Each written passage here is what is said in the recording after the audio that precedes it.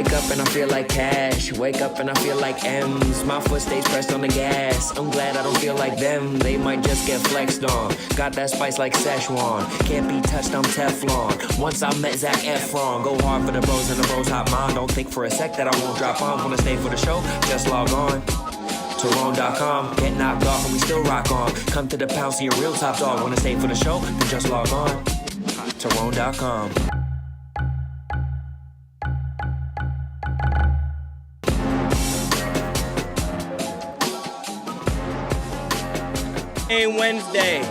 Cocaine Wednesday. No matter where you are. Ian, why are you nodding so hard? It's Cocaine Wednesday, dude. It doesn't matter where you are.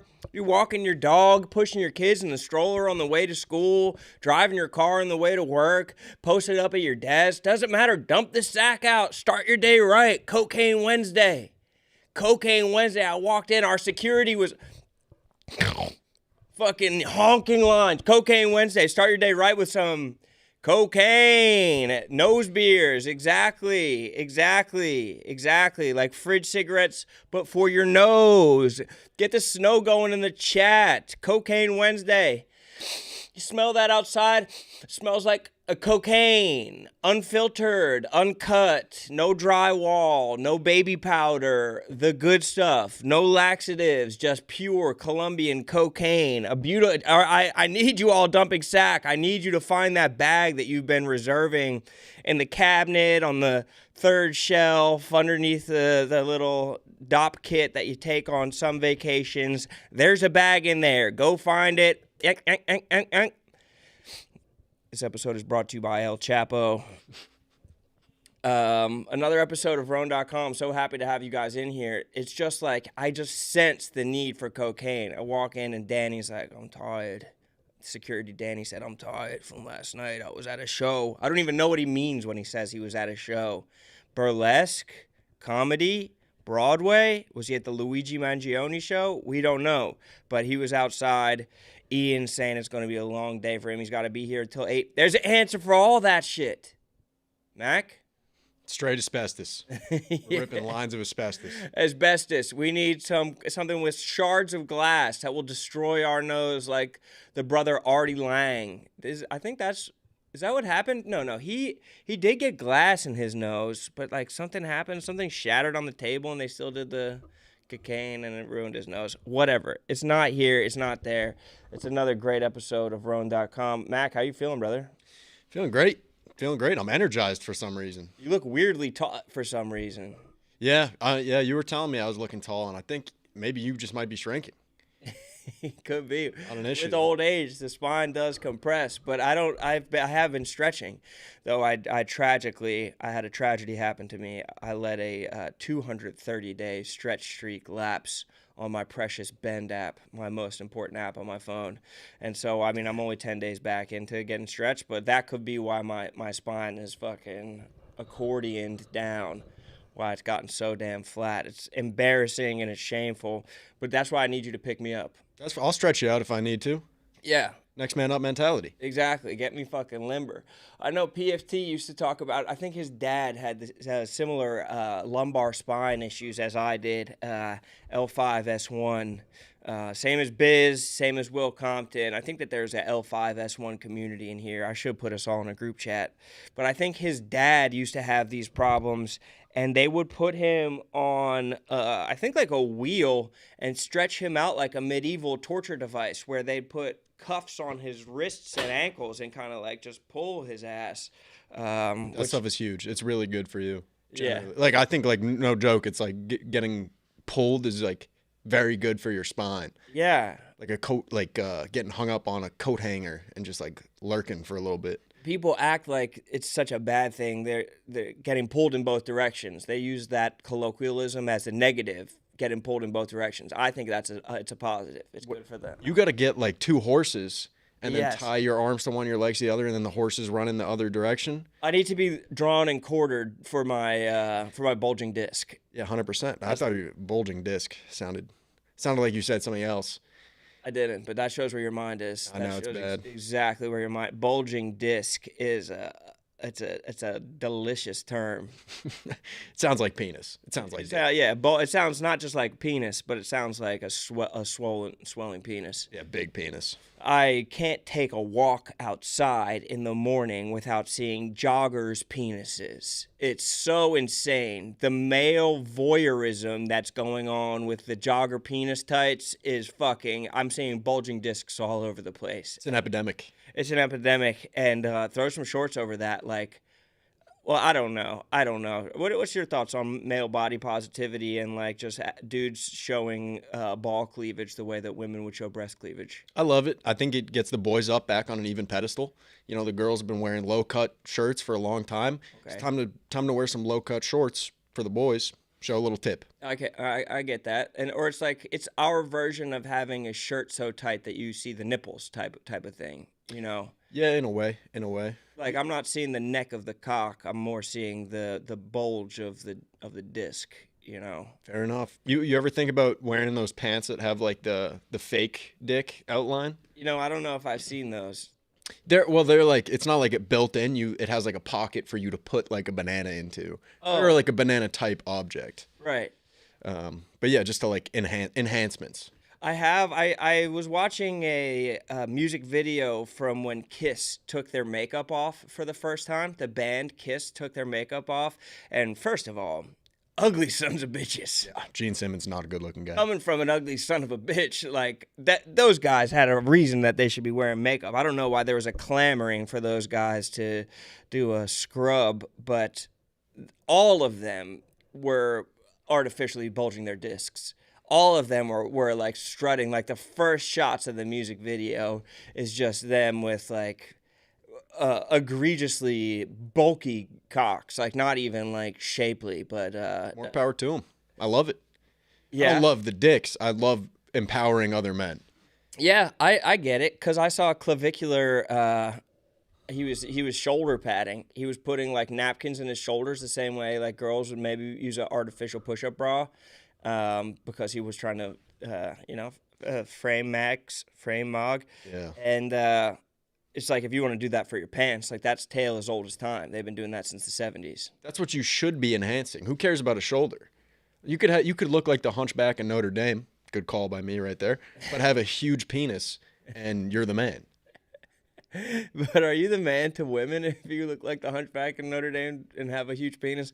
Or are you the man to men? I think to men. I don't care what women think, as long as my penis looks huge. Even if it's small, as long as it looks huge. Yeah, we do kind of men, I think, celebrate a big penis more than women do. I don't know. This could be a chat question. I don't know which way that the chat skews, but like, do the men value a bigger penis that more than the women do? Because I kind of get that's kind of for the boys. I think so. I think it's in to have a big to appear to have a big penis right now. Yeah. Yeah. Or to have one. I mean, what is it better, to appear to have one or to actually have one? Oh, appear for sure. Yeah. You want to be lugging around a 10-pound Sequoia in your pants every day, or do you just want to look like you have? Right. You want to be able to get hose. home at night and unscrew your Sequoia and put it on the bedside table so you can be free in your own household and walk around light as a feather. Exactly. A little detachable penis, maybe some Velcro. Just figure it out, you know. I totally get it. They said, Rone, so happy to have you here, Mac. Rone, how many more Barstool Combines are we going to be subjected to? Might be the most played out event in Barstool history. First off, I think that there's always moments from the Barstool Combine. And second of all, let's do a little freakonomics on this one. There's a price tag that they put on every single Barstool Combine, and that could be sold for a bunch of cash. So people are watching it, and it's a valuable asset that a brand can slap their label on. Let's just think about the economics of this.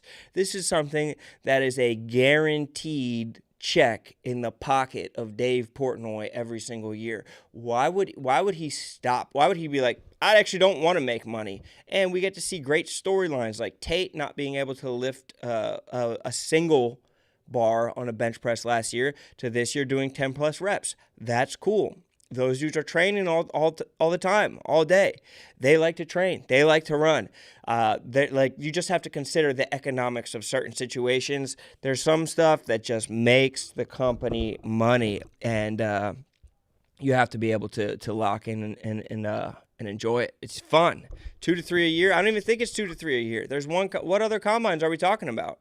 There's the one combine a year. We should have a basketball combine, which is the worst combine in sports, the NBA combine. They said, "Hey, Rone, hope the show and your day's going well." Thanks. Hey, man, thanks.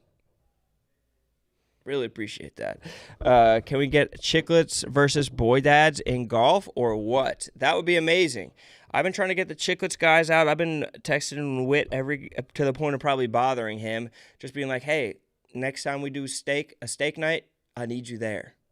When we did steak night last time for Boy Dad, I thought that there was a chance that there was too many bodies, and maybe just having one subject that we all kind of put our energy on, or it could be all the chiclets guys. That could be fun too. And then we would all, maybe just like a rounder table so the people at the ends, I don't know. We'll figure it out.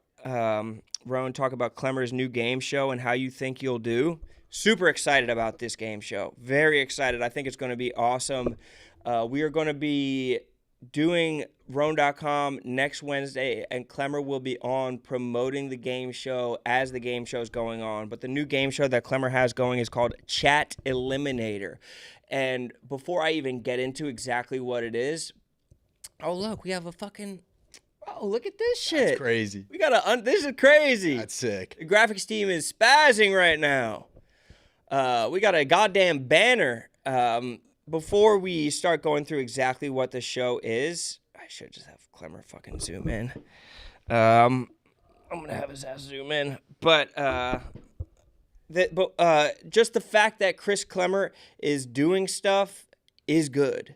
The fact that Chris Clemer is actively trying to make new shows for Barstool and has his wheels turning, he deserves a salute for that. You know, he deserves a salute for sure, because that is the innovation that we need. We need people who are not afraid to try stuff. And Clemer kind of has this attitude that, like, hey, I've been out in the real world. Maybe I don't have that many chances to do content, and I'm going to make the most of it. Can you come on RoneDotCom right now to talk chat elim? Let's go. That's huge. That would be such a big get if he acquiesces, which I don't know if he'll acquiesce. But the show, I think, has like damn near 20 people in it. It's 3 days, and there's just eliminations. And everybody in the New York office is going to be a part of it, and it's going to be good. I think that it's going to be a fun show. I think that there are going to be challenges. I think the chat picks a lot of who is eliminated. And we got Clemer's face as part of the iconography of the show. He kind of looks like a Brazilian statue that's like 100 feet tall in that picture. Like, he kind of looks like a statue of like Mao in China that's like 150 meters tall or something. It's a very ominous and steely, almost Terminator kind of look for Clemer. But it would be so nice to get the brother Clemer on. I don't want to give away too many details about the show because I don't know what I can or can't say, but I have been strategizing about the show already, and I've been trying to figure out what the best way to do a show like this is. Is it making alliances? What do the alliances look like? How can you go far in the show? How do you make sure that somebody doesn't just smoke you? So I think that this is a good idea by Clemer. I don't know if he'll zoom in, but we have Mook coming on in 15 minutes, PFT coming on in 45 minutes, and it'd be great to get Clemer on just for like a quick hit right now. But I'm not sure if he's down for it. Rone, I think you need to bring more employees with you for the neighborhood walks. Totally agree. Also need to do neighborhood walks. I'm going to try to do them at times when it is not just not just first thing in the morning when neighborhoods are dead. I'm going to try to do them at different times of day and with different people, and maybe put them around when we're doing something fun. Rone, I seriously love Son of a Boy Dad, greatest pod going. Love is fucking love, gang. Why does Clemer put his actual face on his shows? I think you need to know who you're fucking with when you're doing a Clemer show. And he doesn't want someone stumbling in and being like, what? Chris Clemer? It's like when you meet a gay guy for the first time and you hear him talking with a little bit of a gay accent. It's like he wants you to know. He doesn't want you to find out later on that he's gay. He wants you to know with the first thing. You know, he wants you to know by his stance that he's gay. And I think that that's Chris Clemer putting his face on. You don't want to find out later on that Clemer's part of the show. You just want the affectation to be a part of it right off the jump. Hey, Rone, what do you think about live streaming a game with the Hoopin' and Hollering boys? The live reactions would go viral. What game are we talking about? Celtics, Sixers, or something like that? That'd have been a good one. It was getting contentious in the group chat during Celtics Sixers. You were instigating in the group chat. No, I just sent a picture of Vukovic, and then you said that you're glad that VJ Edgecombe kicked an old lady in the face. That was a private conversation. All right. That was a private conversation between just us guys. And that's my bad. No, I think that I was happy after they got smacked around by the Celtics. I needed an outlet for my sore loserdom, and that's where I was trying to go with it. That's fair. That would be fun. I think that would be fun. I don't know if the reactions would go viral, but it'd be fun to do. But my boy Jay Will just likes to get back to Orlando. But I think that we have some fun stuff coming up. Rone's silence regarding Boy Dad merch is deafening. What do you mean? I push for Boy Dad merch more than anybody. I'm constantly having conversations with our merch team trying to push for Fish Week limited edition, limited run merch. Come on, bro. I'm locked in. Rone, how would you do on the Doug challenge? That looked fucking terrible last night. Good God, that looked bad. That was gross. Those poor fucking guys. Shout out them, though. Soldiers. They're the real soldiers we should be saluting right now. Not the soldiers in the Middle East. Well, yeah, them. But then secondary would then be the guys who were paid to eat fast food. Yeah, the guys who were paid to eat the fast food and ate till the point of self-harm. And I think that shit was super impressive by them. But I just can't. I don't want to be in the phase of my life where I guess I would for the boys. But, like, I don't want to be in the stage of my life where I'm abusing myself like that. Like, it seems so shitty when they're all knee to knee with each other, throwing up in the parking lot simultaneously, piling out of the car like clowns to vomit. That is just an awful, awful existence. And I want them to know that they don't have to do that. You're enough. You're enough. Got to punish yourself for the content. You're enough. All right, we got to get Sparky in here, bro. Oh, wait. Oh, okay. Sammy Adams said that he'll pop on later. Okay, we'll have Sammy Adams come on at 10:30. Sammy Adams is going to be on at 10:30. Sparky, get your ass in here, brother. They said Sparky got a new shirt just for this occasion. Sparky. See, I put my shoe on, right? Oh, You put your what on? Talking to the mic. that's tough. No. What's up, Sparky? Big Sparky's, he's glowing. You know Mac, right? Yeah, Mac, how you doing? What's Mac, up, Sparky? Mac the knife, we call him. He's got that shark bite. Hey! You got to talk into the mic if you're going to talk, Sparky. You and I have been talking on the phone. W Sparky, they're saying, my God is so good. I don't need this on, do I? I don't know if you want to hear yourself. Here, put those in the back, at the hat, at the front. I'm going to do a little. Okay, talk into the mic. Say what's up to the people before you start giving it to them. People, my family right here. Hold up. We're getting your mic up. Got me. Check. Keep mic checking. Hello. Oh, there you are. Okay, that's why we need the headphones. You know what I mean? W Sparky's in the chat. Everybody saying W. My God is so good. I got a little Elvis today I want to show y'all. Elvis, no, I want a Sparky original. Spark. No, listen to me, babe. Listen to me. I think you're gonna like it. Okay, baby. I think you're gonna like this. Come on, everybody, take your hands and like. Come on, everybody, everything gonna be alright. Come on, everybody, everything's alright. I'm gonna be alright. Hate the haters. Yeah, and them haters hate me. I got a new one for y'all too. Oh, you got a new one? Hit us with the new one. Another Elvis for the ladies in here. For the ladies. For the ladies, baby. Love me tender, love me right. All I want is change your life. Love me tender, kiss and light. All I want is a part of your life. Love me tender, treat me right. I'm just gonna be my friend tonight. Oh, that's some new shit right there. You Man. said you had some new shit. That shit is fucking new, bro. Love me tender. Ooh. Love me tender, treat me Come on, right. everybody, ever change your hands tonight. Come on, everybody, everything gonna be alright. Sound like Elvis, baby. Sound like You Elvis. sound like Elvis, bro. You look like Elvis. You look more like Elvis than Elvis does. Peace and love, man. I love y'all. Y'all family. Yeah, that. What were we talking about on the phone, bro? We were talking about making 100,000, bro. Yeah, I need my beats. Yeah. Once you put my beat in here, I'm good. So what kind of beat are we talking about? Jazz. I got Jazz? Like, I thought you liked the blues, though, because you called me the other day. You were listening to some John Coltrane, or no, that John Coltrane's jazz. You were listening to some John Lee Hooker. That's who you were listening to. Yeah, I got some fire in my house. He called me up and he was like, bring me champagne when I'm thirsty.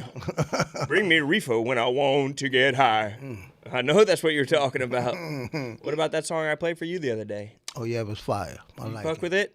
I can mess with it. I need a CD. I can kick it up. I can kick it up live. Well, you know that there's levels in life, but you don't want to mess with the devil in life. That's right. That's 100%. We just want to spin the bezel in life. That's why we're going to make this money. Grow up. And we're going to spin the bezel in life and then bury it with the shovel in life. I like that. All right, my brother. You're out? Yeah, I got to go. What? You got a new shirt on and shit today. Yeah, oh, yeah. I play with them toys. Play with them toys. My toys make noise. My toys make noise. Click, clack, heard that noise. He heard them toys. I play with them toys. Play with them toys. Ooh, watch how they run. Watch how they run. Sparky's having some fun. Sparky's having some fun. Ooh, play with them toys. Play with them toys. Them toys make noise. Them toys make... Ooh, watch how they run. Oh, watch how they run. Watch how they run. Yes, I'm having some fun. He's having some fun. He'll work until the job is done. Ooh, play with them toys. Sparky, yo, tell me why Danny's hungover today. I don't know. But do you support Cocaine Wednesdays? I don't know what he want. I don't know. That boy's crazy. He's crazy. You're crazy. I love music. I love music. That's all I like. Music is life. All right, brother. Thank you so much, Sparky. In and out. Bro's coming in on the grind set. I play with them toys. Yeah, Sparky. I love y'all back, bro. Sparky he keeps on saying he has some new shit, and then he'll come with the same shit. And then he'll say he has some new shit, and then he'll come with the same shit. And then finally, today, he came with that fucking new shit, bro. He came with something fucking new. And goddamn, that sounded good. Sparky, that man is built different, and I mean physically. They said Jerry retired from cocaine on Wednesday. I don't know about that, but I do. But he plays with those toys, and yeah, he is in and out like the burgers, bro. He's just like he doesn't want to come. He really doesn't even want to talk. I think Sparky's just trying to fucking skedaddle. I think he's trying to sing. I think he's trying to impart some music on the world, and I love it every time. He calls me constantly to the point where my wife now gets excited and not jealous when he calls. She's like, "Oh shit, is that Sparky calling?" And he's always telling me that he has a bunch of money waiting for me, which I'm eager to get. Maybe that's a new Chris Clemer show, Sparky's Treasure Hunt. You know, like Sparky's Treasure Map or something like that. Is he getting involved in the chat eliminator? He could be a special guest, maybe. He should. The way that on Rat Race, there'll be like somebody dressed up in a rat costume. I know that he would never rat though, because I know he did his time. I know he was in the bank. He would body everybody. Mac, you had a new show on Friday. You were working on a new show. Oh yeah, on Friday. Yeah. Working on a new show with Una. Yes. It may or may not have been pitched on this show. Yes. But yeah, we cooked something up. It's pretty much ready to go. It's coming out this week. I saw my boy Mac running 3 cams simultaneously, which was damn impressive. I almost saw the stress creeping in a little bit. It was getting in there. It was mostly the stress of you guys not figuring out what was going on, which is totally fine. And it made for like, not to toot the horn of the video, but I think it's going to be a great video. You thought it was good? I thought it was very funny. There were some good Rone moments, some good, I don't want to give away the cast, but maybe some good Bosco moments. Amazing. Lot of good stuff. I think it might be coming out tonight or tomorrow. Amazing. I'm not 100% sure, but yeah, keep an eye out on that. It's going to go up on Una's YouTube channel. It's going to be fucking sick. All we do is like put spotlight on grinders. Okay, that's why we put a spotlight on a grinder, like Sparky, a guy who grinds. We put a spotlight on Clemer, a guy who grinds, and put a spotlight on Mac, who's fucking grinding, dude. Got a show coming out either tonight or tomorrow. Within the week. Within the week, bro. How long is it gonna be? It's about 20, 25-ish minutes. So good. Like if you got a lunch break and you're munching at your desk. A little munch break. Throw it on, get some laughs, get some goofs, maybe some goons, a little bit of everything in between. It's going to be a good watch. It's the kind of video you can goon to. Definitely goon material. I also have another video coming out tonight, and it is the sequel to the original Wonderlick video. And on Son of a Boy Dad, Francis said, "I'll go head-to-head with Tommy Smokes in a Wonderlick test." And that video will be coming out tonight. And I don't want to give away a damn thing about it, but I will say it went better than I could have ever expected from a pure glee and entertainment value point of view. And you guys in the chat can kind of guess what would have happened in that video to make it so damn explosive, to make it so damn exciting. But I don't even think that, even you could guess a million times, I don't think that they could guess exactly what happens in this video. It's just, yeah, it's very exciting. You guys did us the service of running up the clicks, the likes, the comments on that last video, the Wonderlick, and it's like, okay, this is going to be another Wonderlick, and it also pairs some of the head-to-head stuff that we like to do, the tip-to-tip stuff we like to do on RoneDotCom, and these two boys went tip-to-tip for sure, and god damn was it good. God damn is it exciting. I cannot wait for people to watch, and I really don't want to give away too much. I truly do not want to give away too much. We have Mook coming on in about 2 minutes flat. We got Mook coming on in 2 minutes. If you're in here, make sure you like this stream. You have to like the stream. Mook joining now. Mook about to join. Bumping that mother. And yeah, I'm excited about that. I'm quite confident we're bringing back the 101-to-1. We need to bang a date for that in New York and bang a date for that in Chicago, but it's quick. Rone, do you think it's time for a Barstool shakeup? Seems like some of the best content is when there's chaos at the stool. Things seem stale now. I mean, I think that there's a pretty constant undulating.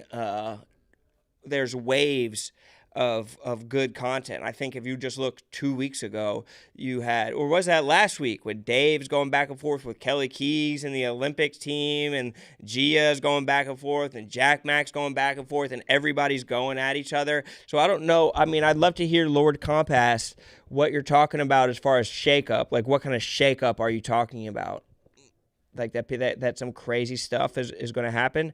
Are we going to put people in circumstances that I think Chat Eliminator could be a shakeup. I think that there will be chances for betrayal there. Monday, Tuesday, Wednesday of next week, there's going to be Chat Eliminator happening at 10 a.m. and 4 p.m. live from the New York office. That could be a chance for some kind of shakeup. But a shakeup makes me think that you want people hired or fired or some kind of explosiveness, or you want people moved around. So I don't really know what you mean shakeup. Lord Compass, but I appreciate it either way. Kevin in the chat, I can't believe Dave hasn't hired me yet. I don't know. What are the bona fides? Well, why would Dave hire you? He's making a good case, honestly. Yeah, you know what, Dave, hire this man. He said it once in a chat. Rone, on thoughts on Ethan versus Mincy Pro Day? Could be fun. Also, should Big Cat hire Ethan back full time? I don't think Ethan wants to be full time. I think that guy likes to do half pace work, and some people just like to do less work, which is that's him. We have Mook on the line. We have Connor Moo on the line.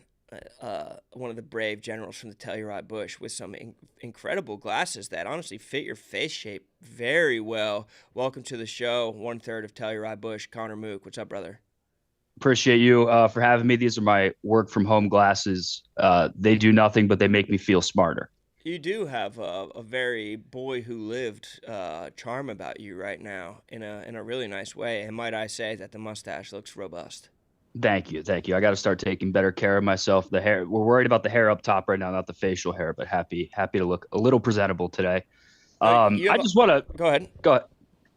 Mole. We're calling me a mole? I'm no rat, Rone. I am no rat. Since when is a mole the same thing as a rat? Those are two different. Those are apples and oranges. Are they different? A mole and a rat can't be the same animal. That's true, but in this context, I would like to make it known I am no rat. I'm just doing my job. Of course, I'm just here to do my job in a way that Austin won't. Reporting the news on what happened in something big at Barstool is necessary. And anytime I'll ask Austin to come on this show, he'll flatly refuse. So, inside man, is that a better term? The inside man. I'll take that. I am no rat. I am just on the inside. I'm not saying no one said rat. No one said rat. I'm saying mole. Mole seems like a good thing. Moles. I have moles all over my body, and moles are part of me. And when I think of moles, I think of American Spirit tobacco with a little bit of weed on top and an Philadelphia. So that's where I'm just. Wait, what's that? Is that like a mole? That's a mole. Yeah, the real ones though. That's a chop. That's a chop. It's a mole, Mac. And Mac, I'm a fan of you, but it's a mole, not a chop, and don't get it twisted. Fair enough. I didn't know that had a name, but that is dirtbag behavior. That is certainly smoking tobacco through an Philadelphia. It doesn't matter if there's weed on it. And I can say this because I've done nasty, nasty things like that before. I think I smoked blunt guts with weed through a bong before, with just a trace amounts of weed, just to try and get it, just to try and stretch it, just to try to feel something. And you'll feel it. Yeah, I felt it in a nasty and bad way. But I didn't know that was called a mole, or what are you calling it, a chop? It's a chop up northeast where I'm from. It feels like taking a shower. Like the when the hot water hits you in the morning, it feels like that in your brain. Yeah. In a good way? Because that seems good. Yeah. Well, it's good for a little bit, for like the first 10 seconds, and then it's kind of rough. Coffee. It's the best feeling in the world. I chase it every day. Mook, so you went out to dinner last night with the Bush, with Austin, with Jerry, and with Spider, who was standing in for Sas. But you texted me back this morning, I think at like 5 a.m. Yeah. Which side were you on with that? Were you waking up, or were you passing out?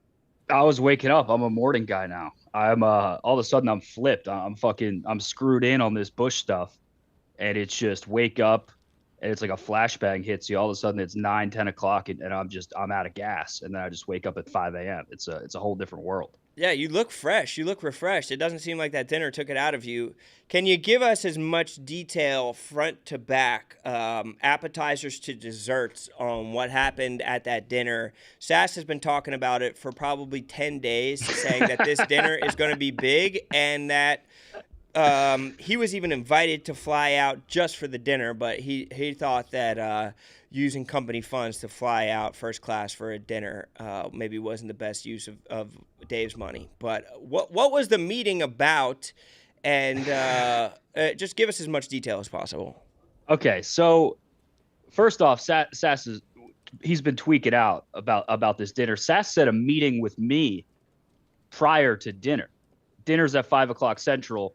I'm not going to get into, if that's a senior special time, whatever. They want to do dinner where they want to do dinner. Could he not get a reservation earlier? Was that a Jerry call, or was that a Austin? I think that was a JJ call, so we could maybe get back to the burbs. But I don't eat dinner usually until 8 p.m. So Yeah, that was fair a enough. that was a curveball. But Sass set a meeting with me at 4, trying to play it sly. He's like, "All right, so what are updates on this? What are updates on that?" And then I'm like, "Yo, I got a dip. Like, I'm about to head out to this dinner." And he's like, "Oh, dinner? I completely forgot about dinner." Yeah, right, dude. And I was like, "Oh yeah, you forgot?" Like, he's like, "Yeah, to make sure you keep me posted on everything." Like, I'm bugging out about it, but Yeah, he's trying to get your guys' story straight going into the dinner. And what was the story going into the dinner? Like, is this seemed like a dinner when somebody is trying to recruit a top guy to, Kentucky or something like that, and this seems like that type of dinner where it's like you need to wine and dine someone to make sure that everything is good.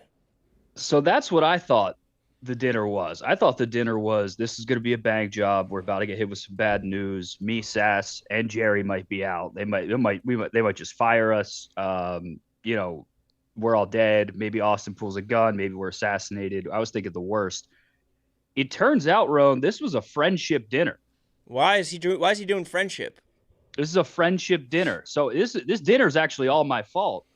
Apparently Austin's getting his wisdom teeth out on Friday, and he needed JJ to take him to the dentist. And this was a reciprocation dinner for Jerry. What the And fuck? I didn't know this. So I'm in a Twitch chat on Sunday night watching JJ. Austin's in the chat like, can't wait for dinner Tuesday. I'm freaking out because I'm like, Jerry's already tried to squeeze me out once. So I invite myself to the dinner. I'm like, yo, can I roll up to dinner? And they were like, yeah. And then I get to dinner and I find out, oh, this is just a friend's dinner. And Austin paid for it. Austin paid for it. Is it going to be expensed? No. Austin paying out of pocket for a friendship dinner to try to woo you guys.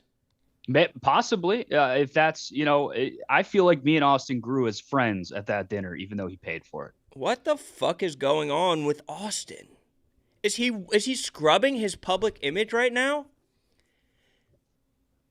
It's kind of that's my boy you're talking about. Watch out. That's my boy you're talking about. It seems like a PR campaign for Austin, that he's kind of putting it out into the world that I'm a good guy. I like to just hang out with people, and I'm not actually the overlord that everybody's painting me to be. And it seems like he was doing this like very clearly in front of a lot of cameras. And I'll draw a parallel to this. I saw a clip of Lil Dicky's new show that he's doing with Benny Blanco, where they rigged the entire house with cameras. And one of the clips that came out preemptively from the show was Selena Gomez hugging and kissing Benny Blanco's feet, which is very apparently her trying to clip farm from the beginning some kind of native promo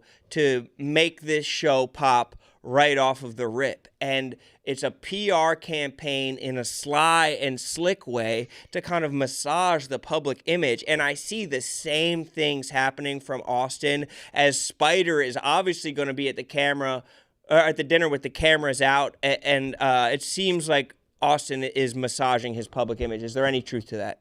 I disagree 100%. I think me and Austin are just friends now, and it was a friendship dinner. I will not speak ill will on 100% owner of the Telluride Bush. He is my friend. What did you guys talk about as far as Bush stuff? It definitely came up in conversation. Some business was had. Nothing like too crazy, but it's a lot of like. It's funny because you don't get much Austin time, so it's a lot of like, what's Dave like conversation. What does Dave eat for breakfast? What time does Dave wake up? So it's a lot of that. And what was the answers to that? What is steel cut oats and 7 a.m. or what? Apparently Miss Peaches is an early riser, so Dave's up with Peaches every day early. As far as the food intake, we got a few mixed answers, but bro, hit us with, don't be stingy. We're trying to clip farm like Selena Gomez. What does Dave eat? Dave eats exclusively breaking news, exclusively fresh fish from the ocean. That's a good man. Eat fish, live long. No, I just made that up. We didn't get into what Dave ate, but you can clip that still. You can still get that out there. That's fucking brutal. We are going to clip that. We're going to clip it right before that you said that you were joking. How did Spider get the invite? Spider might have the record for most free meals at Barstool ever. I have no idea how Spider got into that car. Spider's the man. I love having him around. But it was just kind of like I went down to the lobby to get in Jerry's car, and Spider was there, like, you ready for dinner? And then he sprayed me with some cologne, and we got in Jerry's car. What kind of cologne are we talking? Something nice. Austin also gifted Jerry a $300 bottle of cologne for taking him to the dentist. That's my move. Wait a second. What the fuck? Austin, I literally did that. I gave Jerry a $300 bottle of cologne for getting me a reservation at Carbone for my wife's birthday. I got him Le Emencite from Louis Vuitton. That's a classy move. That's a classy move. Austin, get your own fucking moves. What are you talking about? That's such an insane move that Austin's doing my move, that he tried to double down on my move. What the fuck? What? He's squeezing you out, Ron. Yeah, Austin's trying to squeeze me out. I'm texting Austin right now. I think he's just a good friend, personally. Me and him bonded. You know, we're fucking boys now. I don't like the timbre of all this. That there's just everybody's just everything's kumbaya right now. It can't be. I will say a couple funny things that like did happen is immediately we got out of the car we went to Gibson's Italia, and Jerry just looked Austin up and down and goes, "Austin, you look so rich right now." And then Austin just goes, "Yeah, I am, Jerry." It's just starting off immediately on the glaze fest. And then Mac, what do you think Austin's salary is? If we had to guess what Austin's making, if he's rich, what do you, or maybe can you Google that? What's Austin Dave's guy's salary, best guess, or put it into like an AI or something like that? If he is actually rich, because he's saying I am rich, he's claiming rich. I want to know exactly what the fuck that looks like. What does like a top personal assistant look like? It's giving me around 250K. Nah, it's got to be. I think that's low. I think that's on the lower end. It's got to be at least triple to quadruple that, if not quintuple. That's what I would assume. Especially now he's getting all this Bush money going straight to his pockets. It's ridiculous. Are you fired up about this Birmingham? We're gonna see. You know, that was discussed at dinner, and things are in motion. Been doing a lot of sales stuff, which I've never done before, which has been fun. But we're gonna figure it out. Hoping to be there. Never been there. I got the haircut for it, so it's one of the worst. It's one of the worst cities on earth, and I think the people who live there will tell you that. I've heard, and I've watched Peaky Blinders. It can't be that good of a place, you know. It rains 400 days of the year. Do you want to maybe talk a little bit about this nasty picture that Nikki Smokes posted this weekend? Yeah, I mean, we can get into it if you want. I feel like I'm looking a little bit better. Oh, that looks way better. The thing is, that picture, look, it was day 11 and a half. Can we find that? Is there a way to pull that picture up too, just so people can see it? And I don't want to do this to you, but go ahead. Bang job. It was day like 11 and a half of my surgery, day 12. I probably could have worn a hat to dinner, and I probably could have styled my hair, but I was still like bugging out. I'm like, I have to be fragile with my hair. So like I get out of the shower, and just like whatever comes out after the shower is what I have to rock, because it's like I can't fuck with the follicles. So I've just had a middle part for 2 weeks because that's how it comes out. That's how it falls? That's how it falls because I can't I couldn't put my head under the shower directly. So I've had to take a cup of water and just kind of pour it wash backwards. Out the shampoo. Yeah, but it looks so good right now. It looks so good and normal right now. I feel good right now, but my first integration into society was at the most crowded bar in Chicago for a social obligation that I couldn't miss, and you could see it on my face that I was not ready to be back in public. Why couldn't you miss that? It was Nick's engagement party. Nicholas Terrani. Yes. Congratulations. Congratulations to young Nick. Yes, but prior to that event, I mean, you can see my steps in my phone. I mean, I was rocking like 380 a day, 250 a day. My boy's a hermit. just not leaving the crib because I'm like, dude, I look Wait, fucking you nuts. walked 380 steps in a day? Yeah, I think that day I just took some shits and went back to the couch. Oh Really. my god, dude. Yeah. That's a fast track to a deep depression. You have to walk more than that. Well, I was, I'm bleeding from my head. I look like Simple Jack, and I wasn't feeling right, so I just stayed on the couch for about a week. Frank the Tank is walking 1,500 times as many steps per day as you. I'm getting the numbers up now. But it's been it was a rough, Turkey really took it out of me. And I wasn't feeling right. Did you talk so like what was it like talking to any huz while you were out there? Was that like part of it? No. They were scared of me, Ron. Really? I mean, I was scaring the whole bar. Okay, here's the picture. Yeah, and this is real. This is a real panic attack like face too. Like I know everybody's joking about it, but good for you for even going outside. Honestly, I mean that's brave as fuck. And look how good you look now, naturally and normally. You look like a damn Hollywood actor. That picture was just a bad image, but good for you for leaning in. Yeah, the image is bad, man. I mean, I don't know if a person's ever looked worse and more fearful. Did he notice that? Did he see that like it live or was it like a joke or he like sneakily did that? I mean, that's the worst part is he sneakily took the video, but like every person that came up to me was like, "Are you doing okay, man?" Because they could just see it on my face. Oh my god! The fallout was even crazier. I woke up the next day with like 40 texts from my parents. But like people I went to high school with that I haven't talked to in months, like, yo, dude, are you good? And just asking if you're okay. I was like, yeah, just like a little breakdown. That's fine. Just a little panic attack in public. That's fine. Are you medicated for panic attacks? No, I raw dog. I don't do any, no stimulants, or antis, but. Yeah, what about? I mean, just like ripping just like a ton of shots right away. Maybe could have made that go away. Like boozing heavy right away.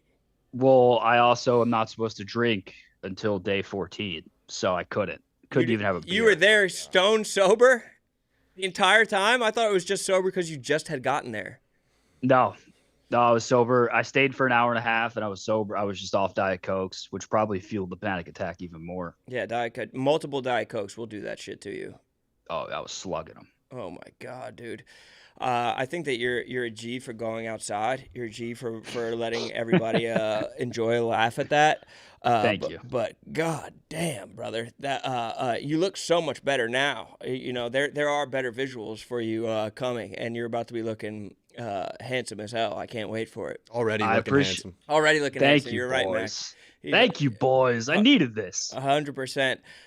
What's next for Bush? Just give us something to chew on. Like, is there going to be money for France? Okay. So what's next for Bush is we're getting close. We're getting close with sales. How much money do you need to make France happen? We just got to put something up on the board. We just got to show. How much money do we need to make France happen? You want the price? Yes. I ran the numbers. How much? 30. 30 is not. So that means that if we take 30, we're going to spend 30. We need to get 4 times that from a sponsor. We need to get 120 from a sponsor. That's nothing. We send Chef Donnie with you guys. He translates the entire time. You go on a French a French adventure at Frencher or something like that, and you guys run roughshod through Paris, and he's translating the entire time. You don't think that a brand is going to get some good ass ROI on spending 120 on that? If they spend 100, they're going to make 200. That's 100 in their pockets. That's 30 for you guys. I don't understand what we're thinking right now. Hey man, I've laid out the pitch decks. I've given the data. Who are you pitching to? I can't reveal. You might poach. I'm not poaching. I'm all set over here. Okay. No, we're like basically what happens is like people DM me and Jerry and Sass, and and then we take like a soft, meeting and tell them like all the breakdown of what what Barstool's looking for, what we can do, and then we ship them off to sales. And then if sale, either goes well or it goes very bad, and a lot of it's gone very bad, but we got a couple good ones in the door. Why is Austin acting like he didn't give Jerry Cologne? I'm texting him right now. That's my boy. I can't speak on my boy. I'm no rat. I'm no mole. He said none of this was supposed to be public. Yeah. The dinner was supposed to be a full friends behind the scenes dinner, and I panicked and invited myself to dinner because I thought I was going to get squeezed out, and it became a huge thing. Even during the dinner, Sas was like, "Bros, what's happening? Like, what's going on?" in the group chat. And then Austin's He's trying to tell me this was a Bush bang job. There's no Bush bang job. I'm trying to promote the Bush. I'm backing the Bush publicly right now. There's no bang job to this. I'm trying to find out more information and raise the social profile. There's no bang job going on here. Just because he stole my Cologne move, that's the true bang job. He sees me doing a nice reciprocation move and he steals it. That's crazy. Now I have to get a new move because it looks like I'm stealing his move. Yeah, someone's got to get a new move. They can't be you can't be the double Cologne guys. It's too much Cologne. I feel like there's a lot that went on at this dinner that I'm not being told. It was a friends dinner. We split desserts. We split appetizers. What did Jerry order? Okay, so we started off round to Shirley Temples for me and Jerry just to set the tone, and then appetizers were focaccia bread. Me and Jerry got crab bisques. Austin got a Caesar, and we also got a side of meatballs. Of course, for you. And then what, steaks? And then for dinner, I kept it light. Fish? I haven't been moving much. So I got spicy rigatoni. That is not light. That for me, that's light because Jerry, the guy next to me, ordered a ribeye and the spicy rigatoni. He doubled up. And he brought some home. And he brought home 2 bags of leftovers. He had to feed his seed. Yeah, he's got a lot of mouths to feed. Damn. They're saying it's focaccia bread. The kind of focaccia bread. There is no focaccia going on here. All right. Well, I just wanted to get a little bit of insight. Okay, this is actually new from Austin. Okay. Jerry and I are actual friends. He asked me to go to dinner every week. I said, let me take you out this winter since he's taking me to get my wisdom teeth out. It's a big favor, and since Mook and Spider ended up getting free dinner for doing nothing, I also got him a Cologne.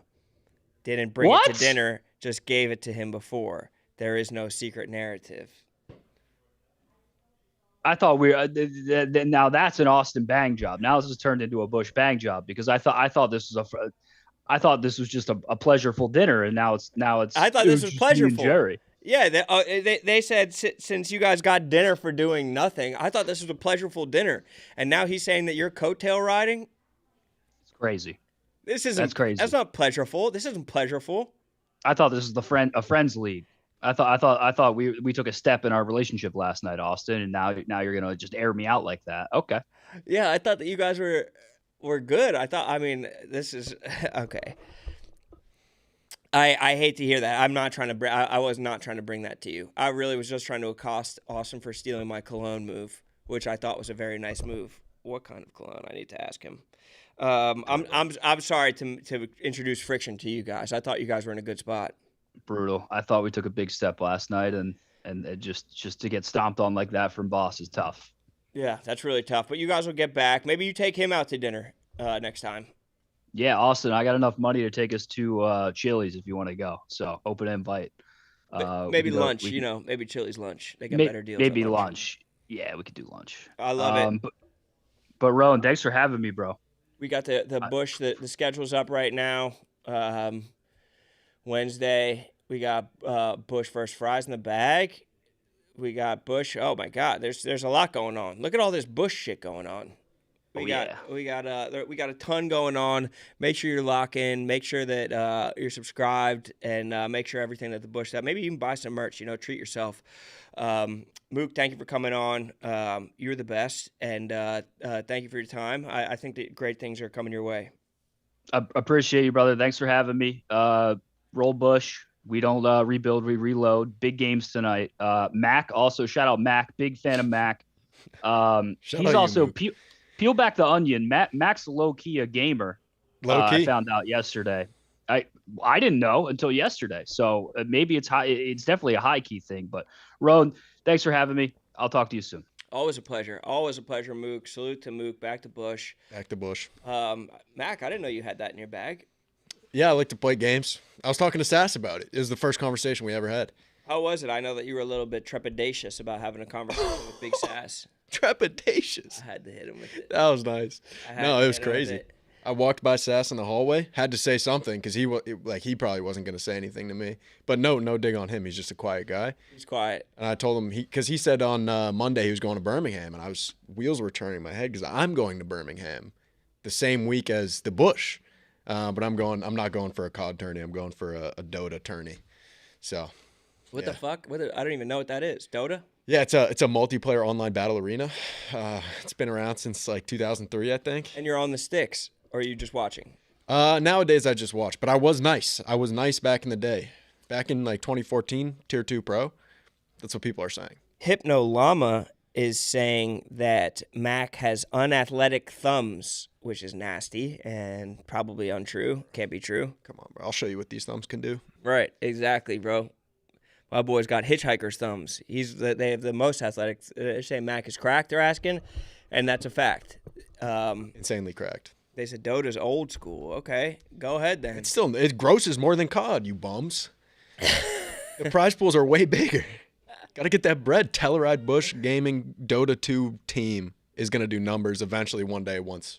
Yeah, I think maybe you could be a governor of that. I didn't realize that. I don't know. I'll talk to Sass maybe. Or Austin or something like that. An expansion team, perhaps. Austin said that he went through the Jerry fragrances and picked out one of his favorites, Creed Adventus. I think obviously it's going to be Creed Adventus. You think if you got a Creed, it's going to be Adventus. That's the only one of his favorites on Jerry fragrance, which I think we need to have more of.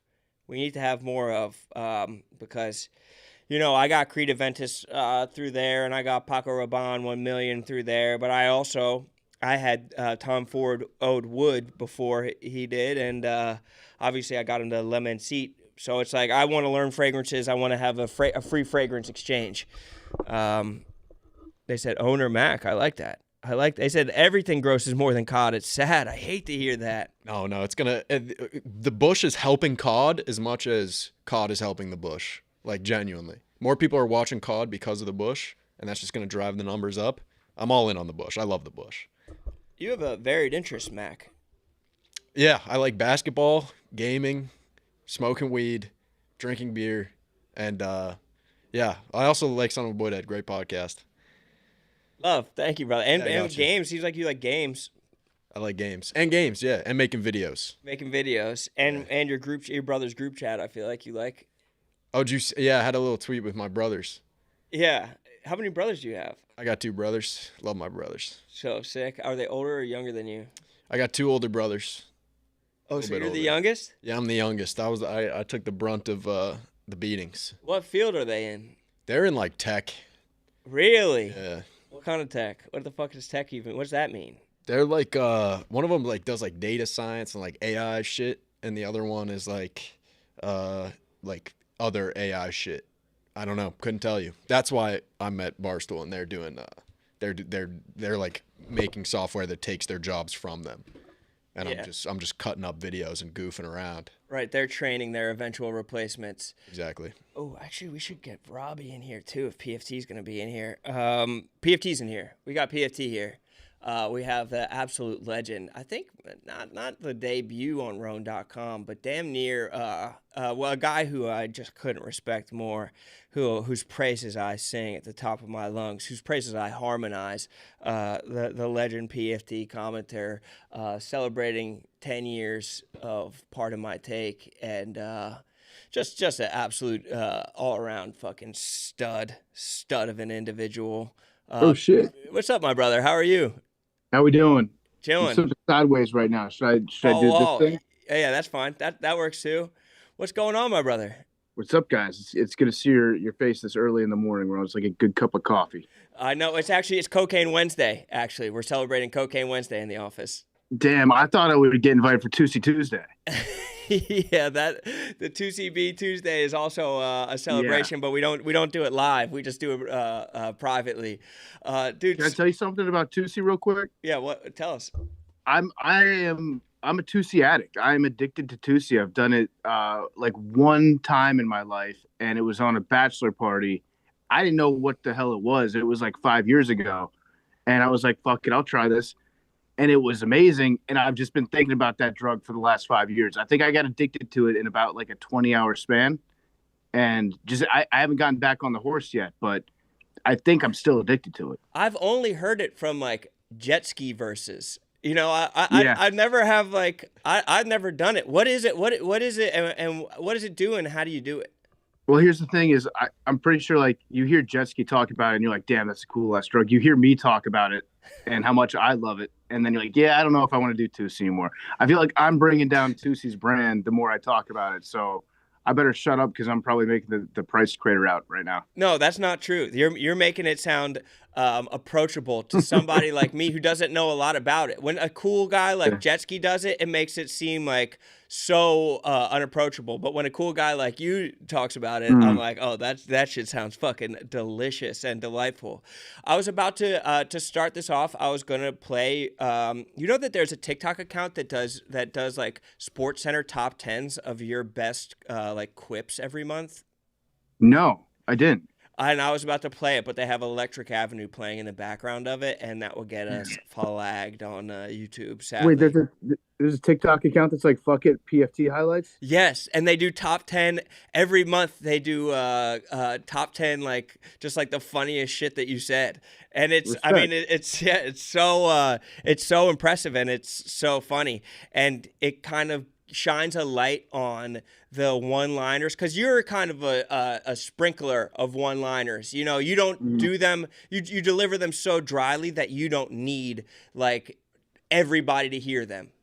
Yeah, that's the thing is like occasionally I'll get somebody that'll like tweet at me in Big Cat, be like, yo, PFT said this and it didn't get nearly enough love. And it's like I think the show would just grind to a halt if like every time somebody made a joke, we went around the room and Hank was like, that's a good joke, PFT. And Big Cat was like, hey, did you just hear PFT's joke? Like, it's better for the flow of the show if like you sprinkle them in, you keep it moving on. But yeah, I guess respect to that one account. I'm sorry that you're using copyrighted music, so we can't play it online. But right, just do another version with not copyright. Yeah, like I definitely don't think it would be good for the show if people like if we just stopped and like acknowledged every time I made a joke. But at the same time, like it's cool that somebody's like, that's a lot of shit you gotta comb through to just like pick out the little tiny jokes that we add in and make a compilation. So respect to that guy. My two favorite ones of this month were I think you were talking about Rosillo making a good point, and I think you said actually two good points. Obviously referring to some beautiful, lovely breasts. And then the other one was it was a finish in the crease hockey joke about pregnancy or something. What were you guys talking about? I think we're talking about fertility, like male. I don't know. There's a conversation about like male fertility or something, and you gotta put in the crease sometimes. You can't have a chick standing on her head. You know what I'm saying? Finish in the crease was just like, it made me think of like the anatomy of that joke, and it's like, is that a line that you had written before, or that's true freestyle shit? I don't know that one in particular. I don't know. I feel like there's a lot. Like I definitely have made 5-hole jokes in hockey before, but like, or I think I've done that during a part of my take. We're talking about like different. What's your favorite hole? Like, there's got to be a 5-hole equivalent in terms of lovemaking, like the hockey to lovemaking ratio right there. I don't know what that is, but no, I don't think I've ever said finish in the crease before. Damn, but, you know, I might have. Listen, Ron, we've been doing this show for 10 years, so there's probably just a limited combination of words that I haven't strung together in the past before. Yeah, it's the monkey typing and eventually penning all of Shakespeare. But at the same time, though, 10 years is such an impressive workflow, especially for 3 times a week of like 2 to 3 hour shows. That's so fucking nuts. It's been a lot. Yeah, it's been a lot of shows. I don't think we've missed a single one. Like we've been actually very lucky on part of my take that when we get sick, we usually get sick on like a Thursday night right after we're done recording. So we have all day Friday, Saturday, and most of the day Sunday to record. Like if you look back on the history of the show and the ailments that we've gone through, I think like 80% of me and Big Cat's kidney stone and back injuries have happened on like late night Thursday night. So we have maximum time to recover. But yeah, we've been pretty lucky to be able to do the show for 10 years. So we're not going to become like an anniversary podcast where we celebrate every anniversary. Like you see that a lot online. Like people take the time to like pound their chest a little bit and be like, yeah, this is show number 400 or show number like 600 or whatever. Like 10 years is a big time. So we're going to take like a moment and be like, we'll acknowledge 10 years is pretty sweet. But then like you're not going to hear us do another celebration until probably like 25 years, and 25 feels like the next big one. I also feel like you guys haven't aged much from the early on clips. I think that maybe that's just because I've been aging at the same pace as you guys, but you guys look great, healthy, and still young and vital. Yeah, I appreciate that. I get accused a lot of going through a midlife crisis because I got the El Camino going, I got the mullet.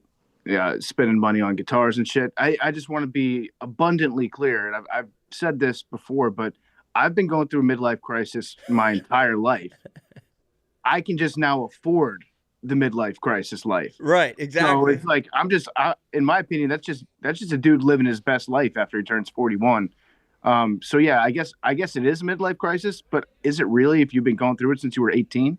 Exactly. You can just have midlife crises after another. And the mullet is like timeless and will have moment after moment after moment. I think right now we're Jennings Dunker is like the main mullet guy. I don't know if you're obviously in on this guy. Jennings Dunker, yes, for sure. That guy, like, I have no idea what his tape looks like. I have no idea his arm measurements. I just know, like, you get him on an offensive line, and now you have an identity. Now you run the football. That's what you do. Yeah, he's going to be a beast. He's going to be fucking nasty. My only concern with his mullet is, like, his mullet's almost a little too good. You know what I'm saying? Like, it's conditioned. It's feathered. Like, the dude spends a lot of time on his mullet, and respect. It's a great, great mullet. But I'm just keeping an eye on it. It's like, is this a performative mullet, or is he truly about that life? When he was running his 40 at the combine, they said that, you know how after like 10 yards, guys will have their head down and then they'll pick their head up to get the aerodynamics right. For the first 30 yards, he was the only guy that had to keep his head down the entire time for fear that the mullet would whip around and kind of fully consume his face. So it could be like a play style problem that he runs into. Do you have any of that? Is there ever times, maybe if you're on stage, that the mullet gets like violent towards you? If anything, it's better. Like the long hair would get in the way sometimes, you know, like fall in front of your eyes. But the mullet stays in place. It's like it's like a nice hat that you got on, like a nice fitting hat. It stays back there. It kind of knows its role. So no issues. If anything, I'd say it's improved my performance. We were talking. We did a stream on Friday on the Pup Punk channel where we were playing Pup Punk songs on Guitar Hero, and we were talking about your writing process for songs, specifically for songs, and how we said, especially with the early Pop Punk songs, that it would come from your guitar, and we'd have like a theme and just kind of bang it out. And it seems like you and your guitar have like a growing relationship where you're getting better at guitar actively. Is that something that you're still playing a lot, practicing a lot? Obviously, you play when you're on stage, but it seems like in your private time you're having some fun with your guitar.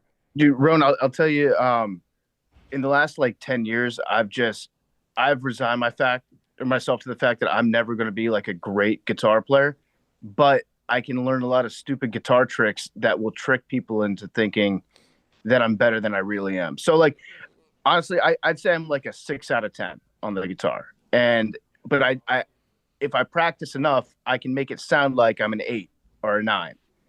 But if you really play guitar and you listen to me play, you're like, yeah, he's okay, but he's not like anything special on the guitar. So what I've done is I've gone back, I've just learned like all the solos that I've ever wanted to learn in my entire life.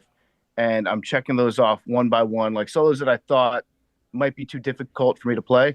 But if I sit down and I practice them enough, I can get to them. Like Sultans of Swing is one that I've been working on a lot. Okay. Freebird obviously took me like 2 years to finally master that. But you pick up these little riffs here and there from the solos, you incorporate them into what you play already, and all of a sudden you start to sound like a lot better at guitar, even though you haven't really improved that much. You've just taken the time to, like, you know, master some of the previous greats that have done it. And then if you can do that, then maybe you can start to sound like them a little bit more. But no, I don't think that if you play guitar and you listen to me play, you're like, fuck, PFT absolutely shreds. I think you're just like, okay, No, I guess he's okay for.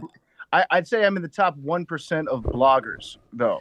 Okay. Okay. Like for guitar players, I will say that about myself. I don't know too many other like former bloggers that can pick up an axe and do what I do. But in the grand scheme of things, I'd say, yeah, probably like I would give myself like a 6 out of 10, which is an improved situation from 10 years ago, I guess, when I would probably rate myself like a 4 out of 10. You can't play Freebird and say that you're a 6 out of 10. You don't. No one who knows how to play Freebird is a 6 out of 10. If you know the right parts to cheat correctly, then you might be able to do it. Now, if I just practice it a lot, like if you practice one thing over and over and over again, eventually you'll be able to do it. Unless it's just outside the realm of like your physical capability. Like it doesn't matter if Hank spends 2 years, he's not going to be able to dunk. You know, we've kind of reached the limits of his performance. So I think Freebird is like right at the edge of my performance. Yeah, we got Robbie in here too. Robbie. We got Big Robbie. I'm gonna make sure that this mic is up. But yeah, we were doing the stream on Friday to promote the new song, Jane. And PFT, we were just talking about his guitar solos. He rated himself ridiculous a 6 out of 10 on guitar. It's just like, all right, you can play Freebird. You can't be a 6 out of 10. That's not how it works. Yeah, that's insane. That's insane. Anybody that watches the show, any show that we do, knows that he can absolutely shred. But there is a nice guitar solo on Jane. There's like a guitar solo in the bridge, like a little solo under the voicemail part. I fucked that up though. I screwed it up a little behind the scenes. So this is what I really miss about being in New York and being around you guys. Is like you guys are able to just like hop in the studio and lay down tracks together and work on a song and get it all banged out as like one brain, one beautiful brain that morphs into one beating heart and is able to like churn these things out. And I really miss that aspect. But in Chicago, I'm laying down tracks over what you guys have already sent to me. And I didn't know the format of the song at the time. So I recorded a solo that actually happens in the song during like the second part of the chorus that got completely eliminated. And then what you hear as the solo is like a little bridge riff that I threw in at the very end, not realizing it was going to be like the solo part of the song. But that's fine. I think it fits in pretty good, actually. I think it's like kind of a low-key, like background noise that's not overpowering the voicemail that Caroline's leaving. I think that, yeah, you were even like, yeah, I didn't know that the solo was going to go there, which is like, it's like a funny, and I think it just speaks to like how laid back you are. You're just like, yeah, instead of being like, hey, I need this to go here, you're like, oh, I didn't know it was going to be like that. Also, did you mention you recorded the voicemail at first and it sounded way too angry coming from a man's voice? We were like, this doesn't sound right. just Rone being pissed at this adult mom. Yeah. You're like, listen, you fucking bitch. Yeah, we were like, Caroline, you got to get in here, man. It sounded like nastily misogynistic when it was coming from me, like sex body shaming. Hey, well, while I got you guys here, Rone, I know you and I have kind of tossed back a couple ideas in the last like year, maybe 2 years, about doing like a Rage Against the Machine style song. Yeah. Okay, so I think the original idea that I had, which at the time is way past for this, is like a kid that's pissed off that TikTok is getting taken away. So it's a song about, you know, like hating on the machine being like big tech taking away their TikTok. I actually think a good Rage Against the Machine like motif or a good topic for that type of angry song would be just from Rico Bosco's point of view at everybody. I like that. So good. Go against the world, just like a rage song about like fuck Dave Portnoy. They're trying to squeeze me out.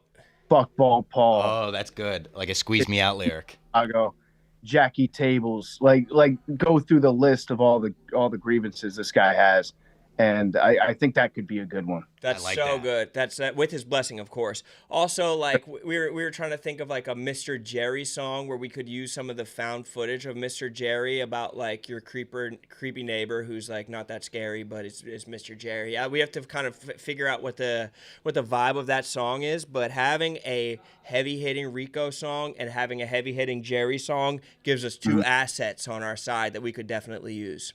Right, then you get the Bosco Army, you get the riders behind you, and listen, for the record, like this song would be like respectful of Rico. Like, Yes, that's key. That's key. Don't fuck with Rico.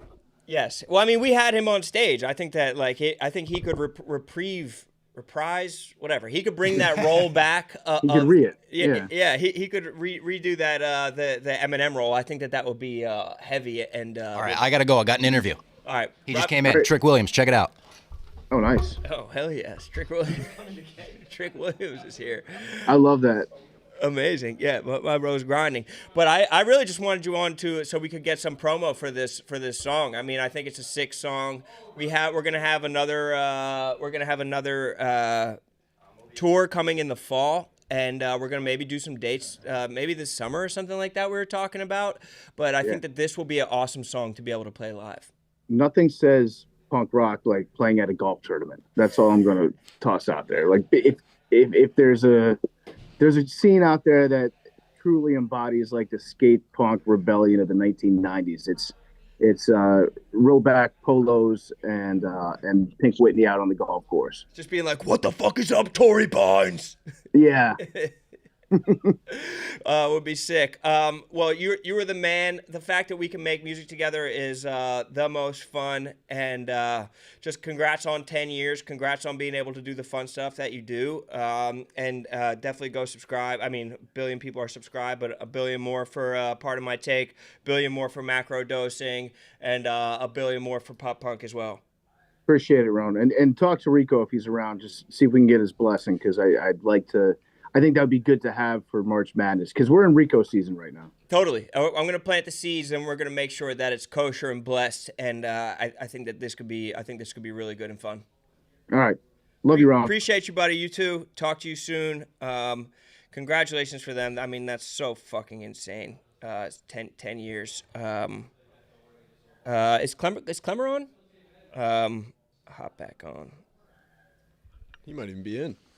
No, I think he said he's in Chicago and got in late. I can still jump on if you need me. That'd be great, even just for a couple minutes. And I think we have Sammy Adams coming on at 10:30. Sammy Adams. A stacked episode. Stacked epi, bro. The Zoom link is fucking burning. The Zoom link is working overtime. Rome, when can we expect to see you in Iran? U.S. just made that country great again. Well, I do think that the Iranian brothers and sisters who are out there and who oppose the Islamic regime are happy that that their leader is no longer in charge. From my understanding, number 1 and number 2 are out, but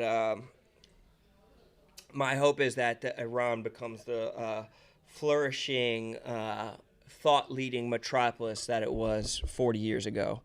Rone, do not join army. Clemer, what's up, brother? Hello, Rone. What was that? What kind of was that an accent? No, I just woke up. You sounded like you were doing an Indian accent. No. My voice is like lower in the morning. You said hello, Rone. I was like, hello, Rone. Hello, Rone. No, it's not an Indian accent. No. All right, because people, you can do an Indian accent, but you have to do it right, because there are also people you can get in trouble for doing an Indian accent.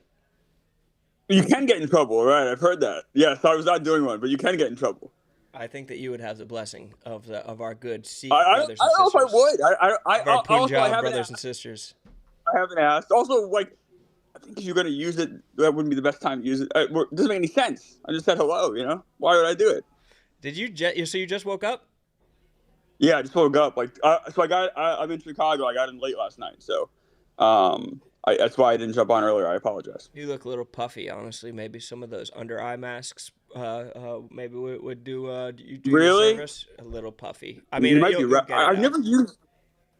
Yeah, I'll be all right. I think a shower. Once I get the shower, I'll be all right. I wanted to talk quickly about Chat Eliminator because I am so excited about it for next week, but I also don't want to give away too much. So I kind of wanted to give you the floor and kind of tell everybody what they need to know about Chat Eliminator, because I think it's it's a pretty cool and fun idea. And we were applauding you. We were sucking you off for being innovative and trying to push new content and make new stuff. And also for putting your face as the logo on everything that you do. The graphics team did a great job. They did that. I did not ask for that. Did that. By the way, unbelievable banner here. This is crazy. I love this. This is very nice. Sick, right? Yeah, I think it's gonna be a lot of fun. I hope. So how it works is we have 20 content people now doing this, which is a lot. And everyone's starting on Monday, 10 a.m. Everyone will compete in like a challenge. And someone will win that challenge, and the winner of that will put 2 people on the block, and then the chat will vote someone out of those 2 people, and then whoever survives that vote will eliminate someone themselves.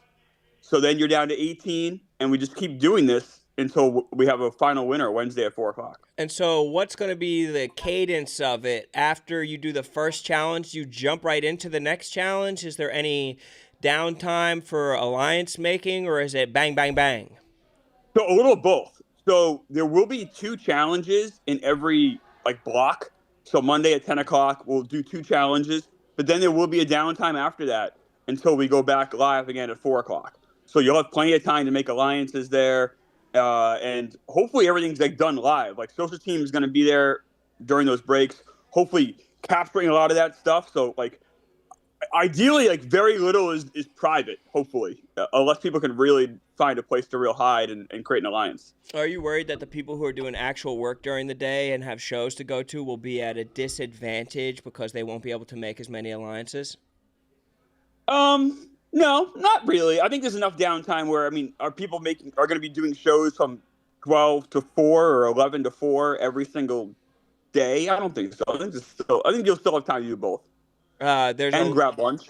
There's a lot of clamoring in the chat, in our chat, for Sparky to be one of the 20. Oh, that would be incredible. I don't have him in this one. If we do it again, I would love to have Sparky. The problem is Sparky has a real job here, and I don't want him to so does everybody else do his real job. No, people's jobs here are creating content. Sparky's not hired by Barstool to make content. Well, I would love to have Sparky. I'd love to have Sparky on Pick Central. I'd love to have Sparky and everything. I love that you put Sparky on RoneDotCom. Well, what are you doing for representation on this show? What are your how are you going out of your way to make sure that there's representation in the show? So I did put out a email to anyone in New York content that they could do it. Right, but I'm talking about representation. The representation, there are women doing this show, Ron. So we have men and women doing this show. Oh, you got both kinds. We do. Okay, that's sick. What would you, for the people who are doing this show, how would you suggest that they prepare? I'd almost like as little preparation as possible. I'd like all that stuff to kind of be on during those 3 days. I don't know if there really is a way to prepare for a show that's never been aired before. Have you seen preparation happening throughout the office? I've seen some people talk. I've seen some people try to maybe create initial alliances. Okay. Yeah, I've seen and felt that too. Yeah, I feel like since maybe late last week, it started to heat up here about it a little bit more. I've been pushing it. I've been trying to push it. I've been trying to push the alliance making and the the behind the scenes growth of the show. I think more people care, the better the show will be.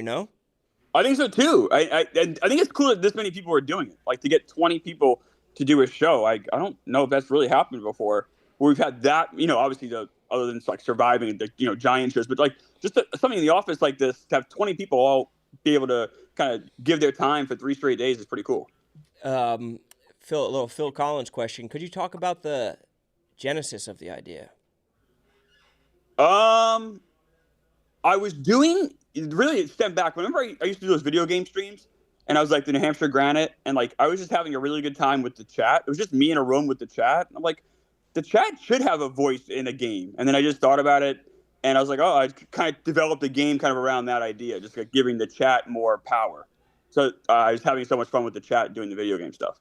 And both of them were talking back to you at that time? The chat in those video game streams was a huge part of those streams because I was just me in a room. So they were the other voice.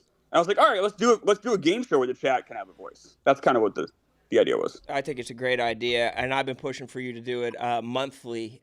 Is kind of what the cadence that I've been pushing for. You're saying I don't want to do this show monthly, but I think it would be good to do monthly. That's not saying. I don't know how this is even going to work. This could be an epic disaster. Like, I don't know. Anytime you do something the first time, I have so much anxiety about it. Like the first rad race, I was so nervous. I'm nervous going to this. I don't know how this is going to be. I have no idea. This could be great. This could be horrible.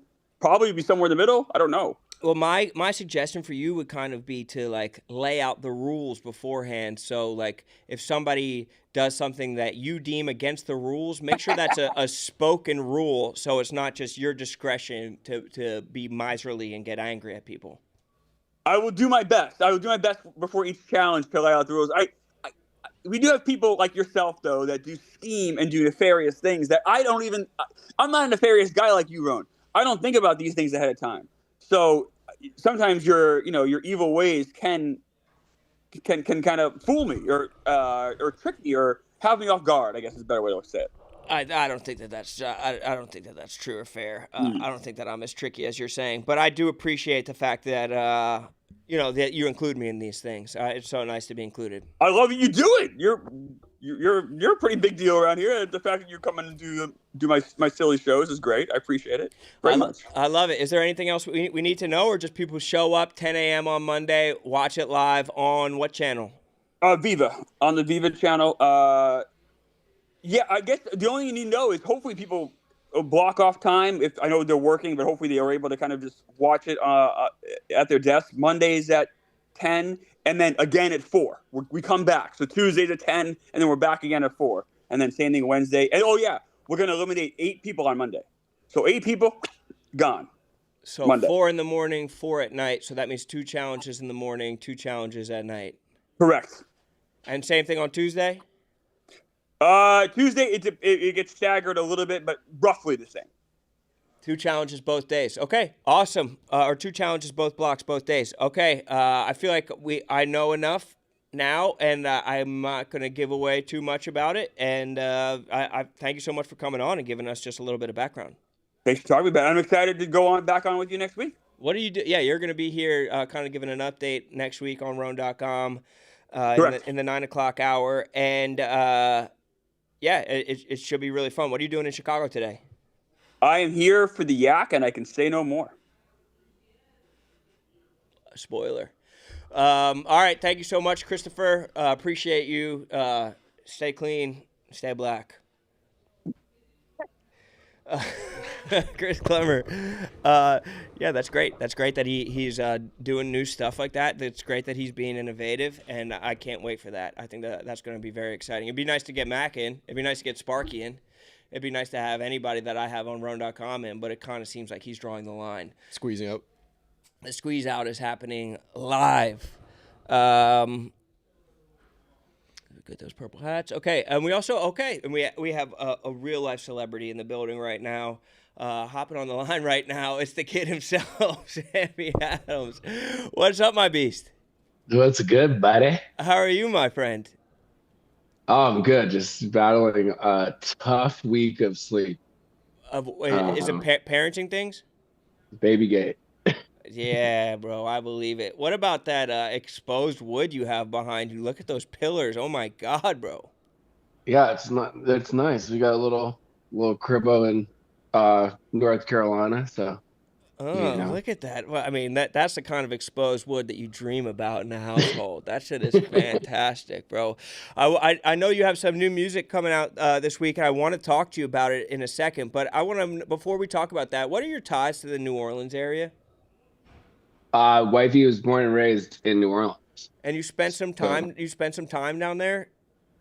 Yeah, we have a house there, like kind of on like the border of Mississippi and NOLA, if you will. So yeah, man, I always said I wanted to be a musician and marry a Southern belle. So I knocked that shit out the park. You really did. But my question is, because you have inside insight into what's going on in New Orleans right now, there has been devastation going around there to the likes that they haven't seen since Katrina, and that's the brother Shia LaBeouf running around down there. I don't know if you've seen what he's doing down there.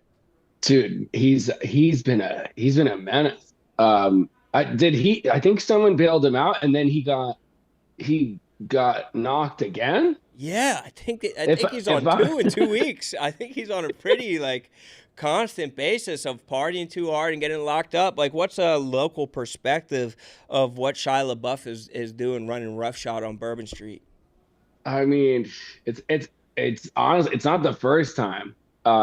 He's always been a guy to go to Tip Tina or something like that and listen to jazz music, and then just I think it's a classic white man syndrome with the dark liquor. Once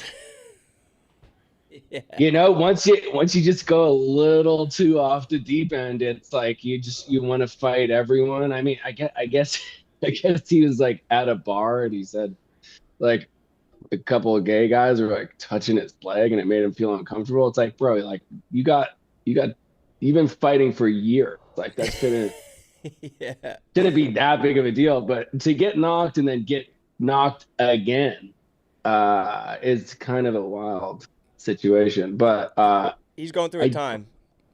Yeah, I think as long as he doesn't hit New Orleans East, he'll keep his heartbeat.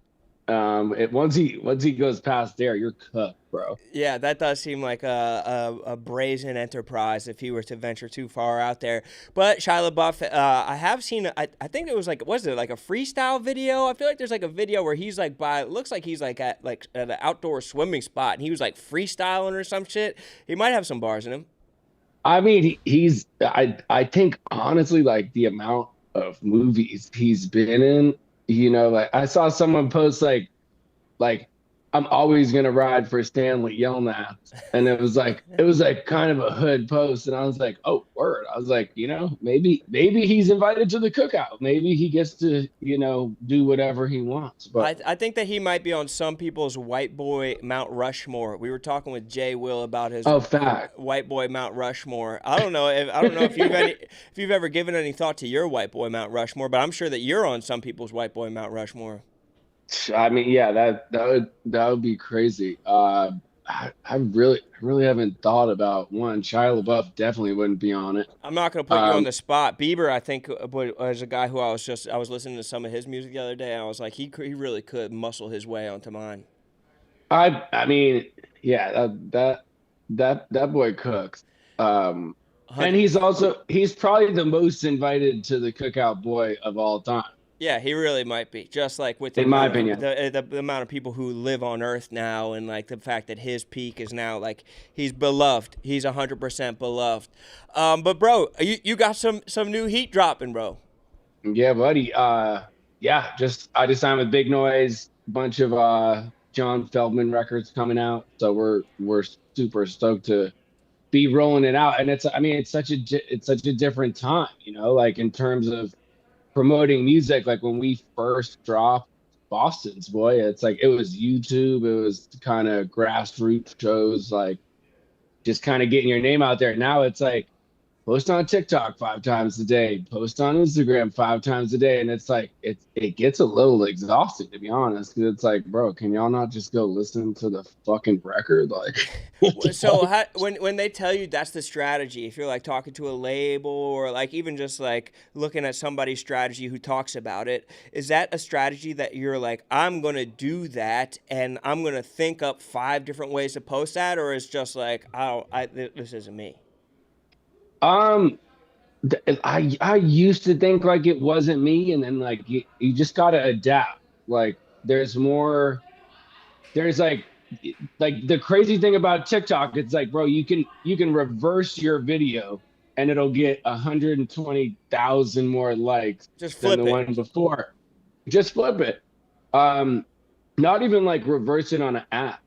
Literally you just do it on like your little edit thing. You just flip it and then add a new caption, and it like sometimes it goes nuclear, and that's just the name of the game. So it's like it's good to know that, because personally it's like, when you shoot long form content, that really doesn't exist anymore. Like no one has the attention span for a music video, which is unfortunate in my opinion. But I like to shoot music videos and then chop them up into short form. Yeah.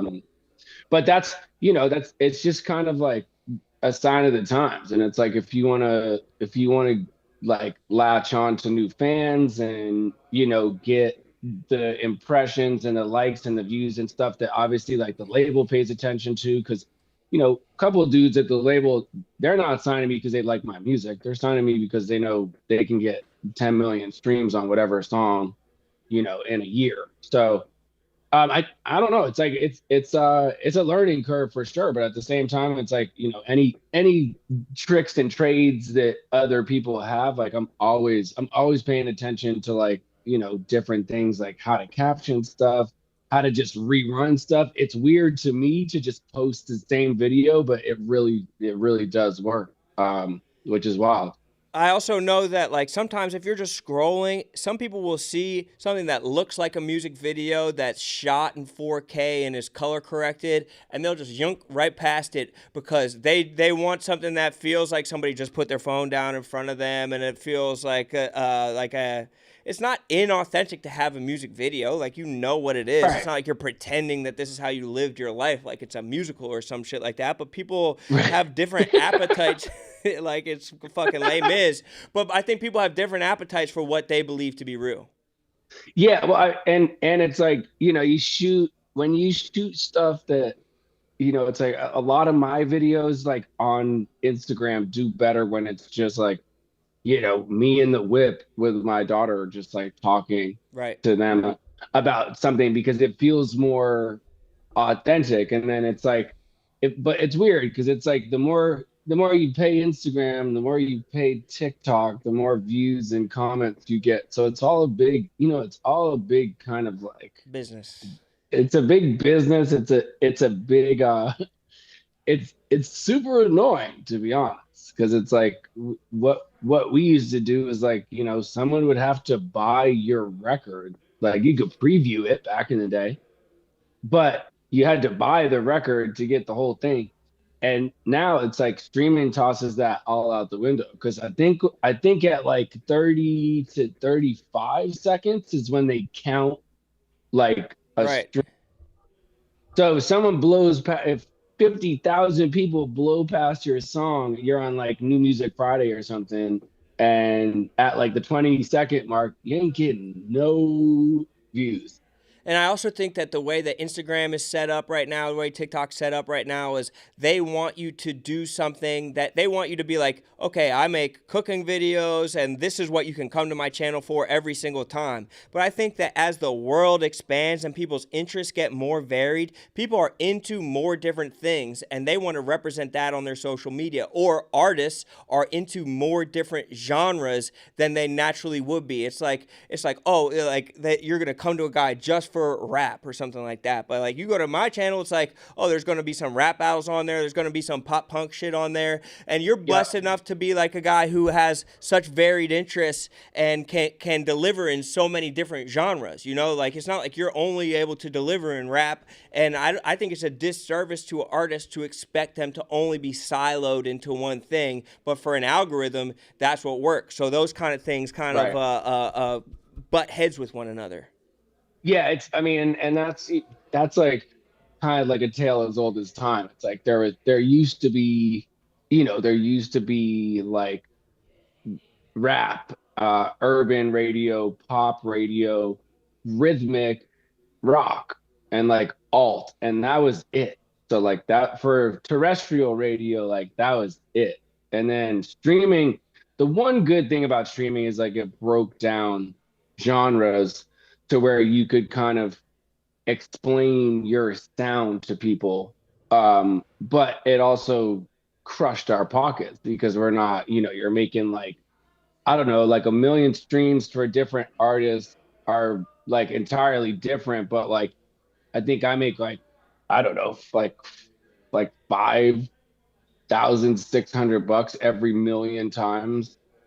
Like Jesus Christ, dude. $5,000. It's like compared to, you know, selling a million records. It's Yeah, crazy. that's bad. That's bad. It's There's bad.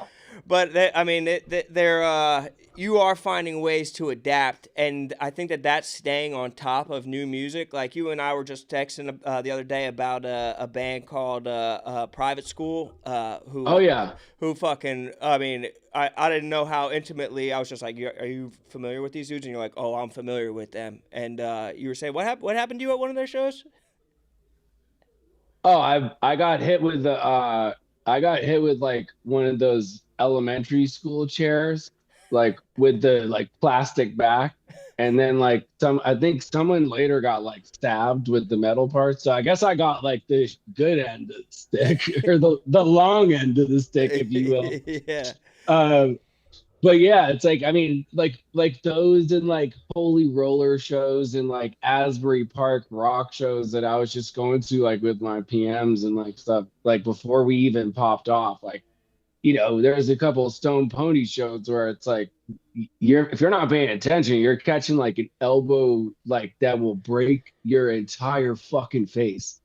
Like shit's crazy. Shit's crazy. It's fucking nuts. But that's also the genre. You're putting yourself in the middle of that now. Like that's a genre that you're finding yourself dead in the center of right now, bro. Yeah, I mean it's like these like New Boys Hot Box, which like basically like I was at like basically their showcase with Travis Barker and like a bunch of dudes out in LA, and I was like, these dudes are doing backflips off of like, you know, raised trucks and like hitting fans in the face with like, you know, I was like, these got to be prop guitars, otherwise someone's gonna die. I think that there's They like were. but that type of music and that type of like environment, this like reawakening of this like 90s grungy like type environment, I've heard people posit that this is like a response to AI, that there's so much fake shit out there that you want this like real lived tangible, almost dangerous experience, and that shit's like bubbling up because everything's so sanitized and safe. So it's like, I mean, I guess props to you for fucking putting your nose in the fan like that, but Jesus Christ, dude, that's a wild environment to be thrusting yourself into. Yeah, I mean it's also like I can't imagine that like, you know, that wifey's gonna let me go rage that hard, because it's like, bro, coming off an injury, last thing I need is like to get, you know, table topped on stage or something like that, like hit with something. It's like, bro, it's like not that I'm fragile, like this whole side of my neck is titanium, but like, but at the same time, I'm not taking any risks. But it's wild. It's like I think it's like almost like a mix of Corn, Limp Bizkit, like little bit of like Rage back in the day before, you know, they were kind of super political. Just like the OG days of like, you know, when mosh pits, like forget who it was. I think it was like Metallica in Moscow, and it was like 1.2 million people, and like the mosh pit had to be like 200,000 people. It's like that's always some cool shit to me, because it's like it's so different than a rap show where everyone's, you know, like rap shows get rowdy, but the only time you're really seeing people do some mosh pit type shit is probably when there's a fight in the crowd. Right, exactly. Or they're being forced to by Travis Scott at gunpoint or whatever. But so what do you feel like what do you feel like you're trying to accomplish, as far as like what genres are you trying to hit in music, or is it just like whatever your heart like desires right now? Is it kind of do you feel like you have that freedom, or do you feel like you're really focused and honed in on something? I honestly think that most of the stuff we've been recording and that I've kind of just been cutting on the side, it depends on the day, but I definitely want to have like a record that front to back is musicality is there. Like I don't want it to be like a mixtape where it's just like Jumping around. seven different genres. You know, it's like I've always had heavy like electronic and hip hop, with like more like hip hop and big pop hooks. But really it's like trying to find that balance, because it's like usually when you talk to someone, it's like if you can't explain your sound for someone that doesn't know you in less than 2 sentences, you already failed. Right. And that's difficult to do, because obviously, you know, there's a lot of influence. But I would say kind of like it's almost like alt hip hop with a little bit of an electronic vibe. That was one sentence. You're good. Yeah. So I mean, and like I could go on and on about that, but it's like, you know, having a dude like John Feldman that like, you know, found Blink and Story of the Year and all these like incredible like rock bands and Yellow Card, and has recorded so many amazing people. It's weird. It's like when you're in the studio, it's like his crib. So it's not, you don't feel like you're at Westlake or you're at Paramount or like one of those, you know, studios that you're paying. Yeah, that you're paying like an arm and a leg for. It's like his crib, and you know, there's a bunch of engineers just like running up your joint, so like you get to make mad records. So I kind of just gave it like, you know, I was like, let's make this, and if it hits, it hits. If not, we pivot. But like kind of keep the same sound, which is like, you know, alt hip hop / little electronic mixed into that bit. Let's go, bro. Well, I'm super excited to be able to dig in and just like, I wish you could play it on here, but you know YouTube is gonna fucking DMCA our ass to fucking Kingdom Come if we play any type of music on this bitch. But I got DMCA'd from TikTok yesterday. I was like, bro, I own this shit. This is mine. The fuck? It's so fucked. But listen, bro, being a musician is the best job in the world, dude. So the fact that you're able to continue to thrive in this space is such a testament to your creativity, and always an inspiration, and always such a pleasure chopping it up with you, bro. Always, baby. Thanks for having me on, dog. Of course, bro. Go listen to my boy shit. Sammy Adams, just a absolute star in the game, and always somebody that's rocked with Barstool. So we appreciate you, bro. Let's go, baby. Have a good day. Salute. Likewise, bro. What a stud. You have to go listen to that. That guy rocks. Yeah, he fucking rocks so hard. Like, that's New England legend. And he's just, like, making music with, like, Travis Barker and shit now. It's fucking coolest fucking guy, dude. He's such a sick dude. How fucking crazy is that? It's so nuts. We probably can't play this. Can we play the Singing Chef? Probably not. Yeah, because that's, like, a cover song. And we can't do the PFT one-liners. Can we do the Swellio freestyle? Let's get the Swellio. So you were, Mac, you were down in... I was in Atlanta this weekend shooting a video with Swellio. Yeah? Yeah. What were you guys on? I don't know if I can say. Okay, it's still private? It's not coming out for a little while, but if you guys know Sandbox Sessions, up-and-coming, best new podcast at Barstool, absolute cooking, great guys. Right. We went down to Atlanta to film 6 episodes of something that's very Sandbox Sessions kind of vibes. Unbelievably fun time. The content's gonna be amazing. Those guys are super nice dudes, super funny. Yeah, it's gonna be exciting. And Swellio, we were talking to him. He's like told us that Sandbox Sessions was originally gonna be a music podcast. Right. So now that I'm hearing that you have a Swellio clip, that makes me really excited because I haven't heard his tunes yet. Oh my God. Well, we have to tap in like just to see what type of time he's on, because like, oh, I saw this actually. This is tough. It couldn't be tougher, and it makes me be like, everybody we sign has to have some musical talent now. I think everybody we bring on board has to have a little bit of music to them, because people are just sprinkling the internet with their music clips, and there's fucking heat out there, bro. Having varied interests is the baseline for being a good content creator. Let's see what bro is talking about. Yeah. Ooh, yeah. Yeah, yeah, I'm on FaceTime, put the kitty on the phone. Yeah, she on the ice playing Rod Wave, told her pick a better song. Yeah, she looking sexy and all red, let me see it in the thong. Yeah, I'ma keep it P. She gon' stay discreet. You like Chanel, baby? You like Gucci too? Yeah, we just met, but I can't lie, babe, I fuck with you. Yeah, fuck talk off, let's fly out for a day or two. I don't wanna kill this moment, don't say that you know my homies. God damn, bro. He got a fucking good-ass rap voice, too, bro. His shit sounds smooth as fuck. God damn. Yeah. Yeah, he's so funny, bro. Their ability to keep the... They're D1 riffers. Yeah, D1 riffers. And but they also, like, there's something about their riffs that's different. And they keep the tone. They don't venture out of the tone. Like, they don't let the energy like slip into a different place. Like, they keep the energy like at a very precise point. And that's so key to what they do. It's so impressive, and the fact that people come on their show and just are able to nail it rocks to me. I saw that they had my bro Carter Deems on the show the other day.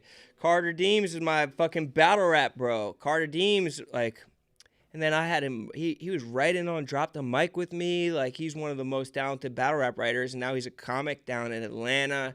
He was doing their show, just like riffing heavy. But while we're on battle rap, I want to give a shout out. I don't know if it's a shout out, but pay my respects to my bro Bender, one of the better battle rappers of all time.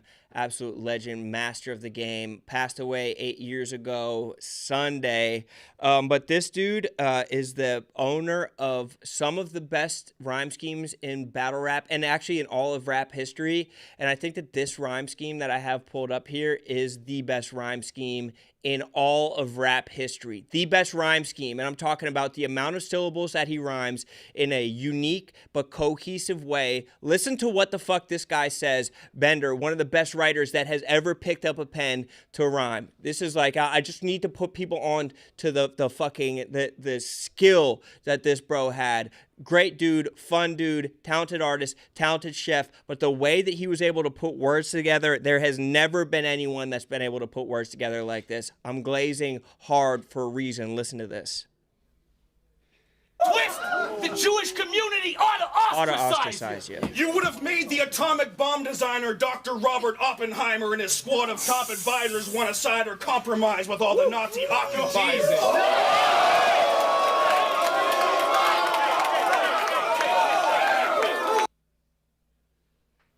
What the fuck? What the fuck?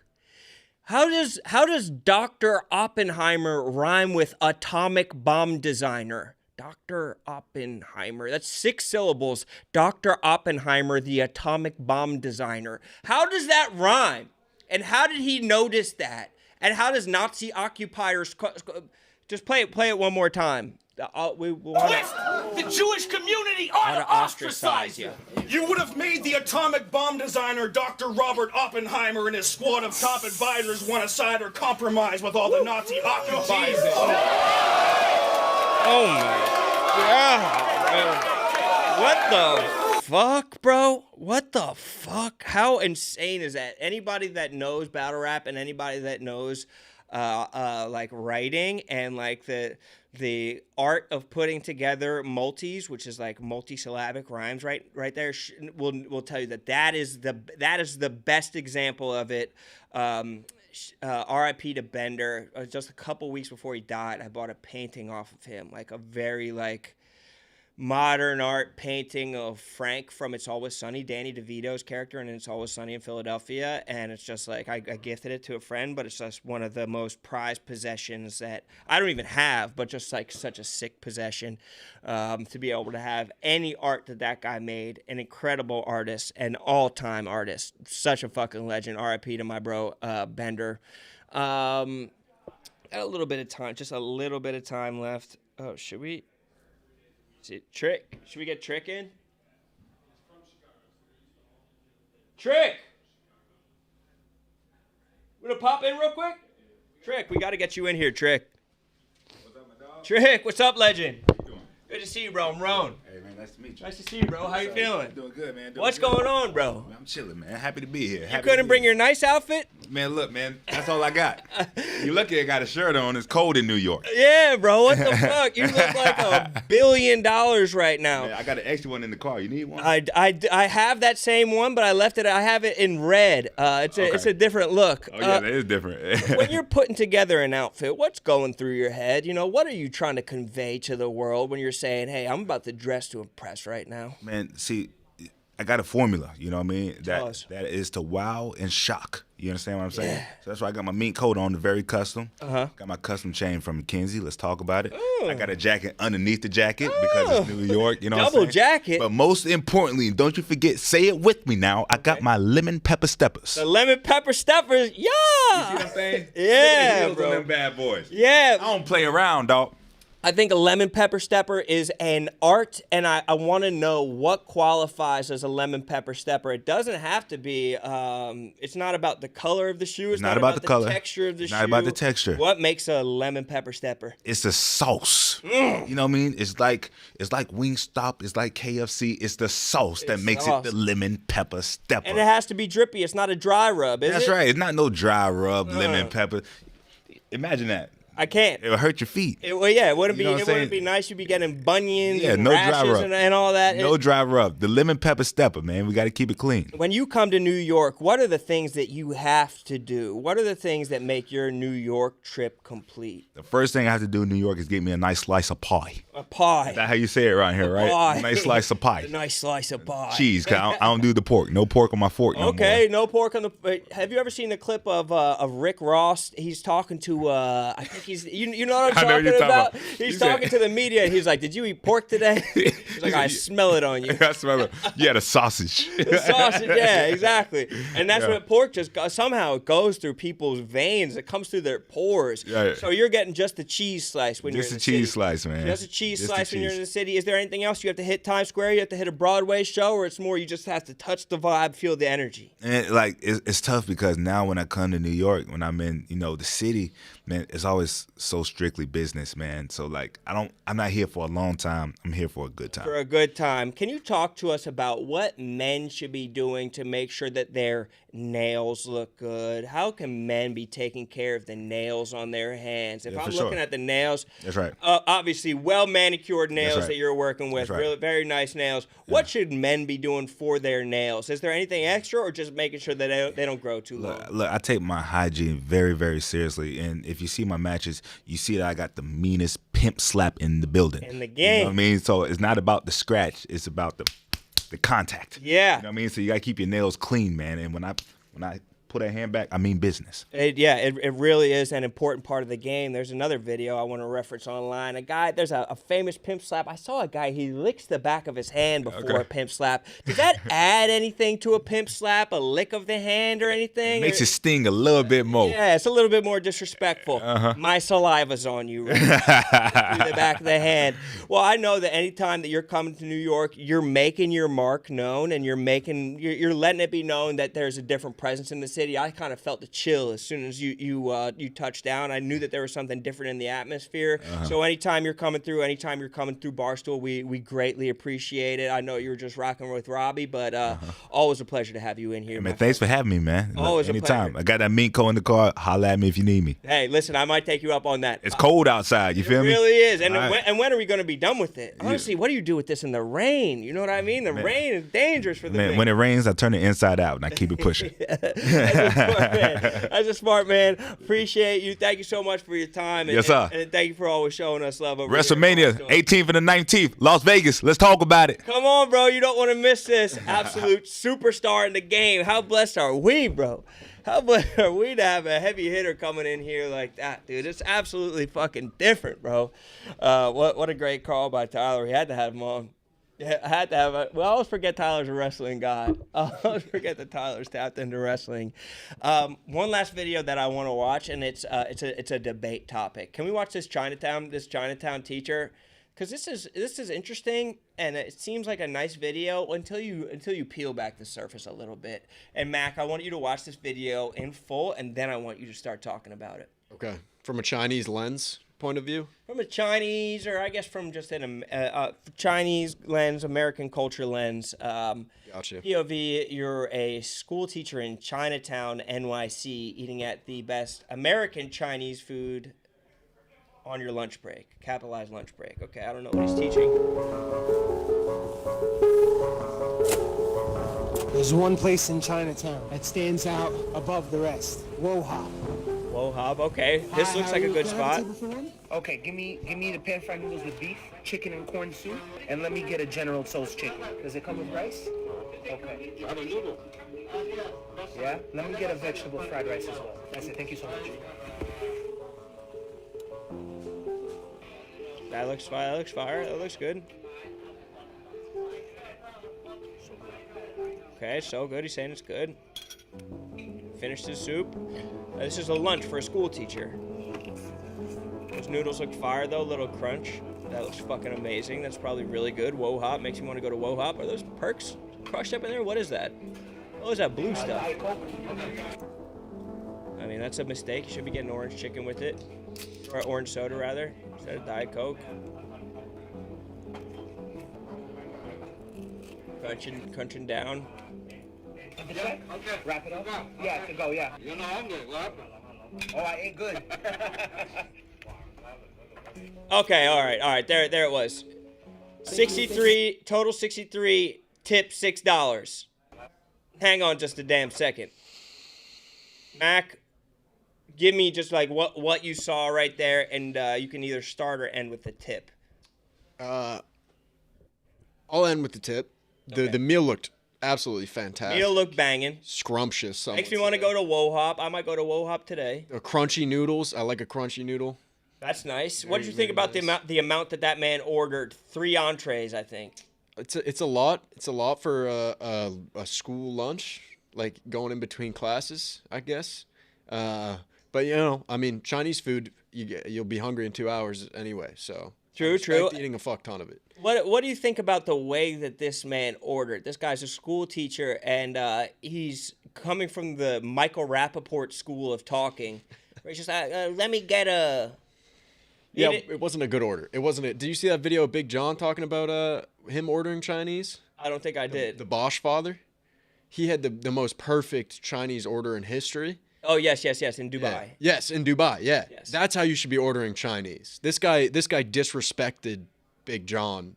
Yes, and the people and the good people of Whoa Hop. I also didn't like how he was holding his spoon. I think he held his spoon towards his mouth with a closed fist and a finger on the top of it. That was unsettling for me. I didn't like his Lemmy and not enough please and thank yous. He was, as a school teacher, capitalizing the wrong thing, forgetting his manners, and just crushing a barbaric lunch. That's certainly a way to live. Yep. But then we settle on the $63 and a $6 tip. That was just racist. That was just straight up racist. There's no other way to put it. Yeah, he said, "Oh, you guys only need $6 of my money." That's fucking bad. That's racist. And he said that his reasoning for why he gave a $60 or $6 tip on a 63, which is less than 10%. 8% tip, I think. He said it was because his lunch took 20 minutes. Oh, what? You ordered half the menu. Of course it's going to take 20 minutes. I just don't understand. Or I think that he was saying it took 20 minutes in that it was he was only in there for 20 minutes is what he was saying. And so he was saying since he spent a shorter amount of time in there, they deserve less of his money. This guy seems like a scumbag. Yeah.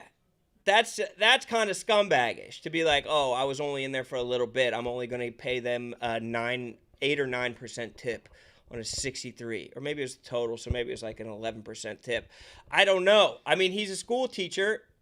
Yeah. But also, and so maybe it's like money's tight, but also then maybe a single entree instead of the 3 entrees. Why would you even put that in the video? Why would you say that? Yeah, just don't put that in the video. Just be like, yeah, it was a good meal. Are we getting rage baited? It might be a rage bait situation, but I think guys like that are so oblivious that he was like, oh, this is actually a great tip. And he's like, oh, I ate good. No, I ate good. Yeah. There's something about that video that sat deeply wrong with me. And I think it was every part of it. Though I will say, I think WoHop said thank you for eating with us. I didn't know that they had like an Instagram account. And it makes me want to go to WoHop. So maybe it was a psyop for WoHop, and it makes me want to get in there and see what the fuck WoHop is talking about. That's genius, actually. If they're like, we're going to hire a stupid, annoying fat guy to come eat at our restaurant and then piss us off so we get a ton of publicity, kind of smart. Kind of smart by them. Okay, that's all the videos that I have for today. Right? There's no more in there, right? Yeah, there was no heat in there. It was more just like think pieces in there and Swellio freestyling and singing chefs that we can't play, which was actually fucking badass. We had a packed show today. Thank you to everybody in the chat. Oh wait, there was 2 super chats in here. Kevin had a super chat earlier, a minute ago. Fuck, I wish I remember what he said. He asked me to say something to Mook. And let me just say that, Kevin, I appreciate everything that you do. You're a fucking beast. I don't know what he wanted me to ask, Mook, but consider it fucking asked. I'll just text you it, Kevin. And Philip said he's excited for Chat Eliminator. Let's go, Clemer. For sure, let's go, Clemer. W. Clemer for being on. W. Mac for being in here. W. Sammy Adams for being on. W. Mook for being on. W. PFT for being on. W. for everybody being in the chat. Everybody grinding in the booth. Sean, Ian, Tyler, grinding every time. Please like the stream. Please comment on the stream. Next week we'll be back with a shorter show because of Chat Eliminator. W. Robbie for also coming on. W. Our wrestling buddy for coming on. That was sick. And make sure you watch tonight's video. Francis against Tommy in the Wonderlick. Lots of content coming this way. That's W. Sparky too. Goddamn. We're deep in here. See you guys next time. RoneDotCom. W. Bush.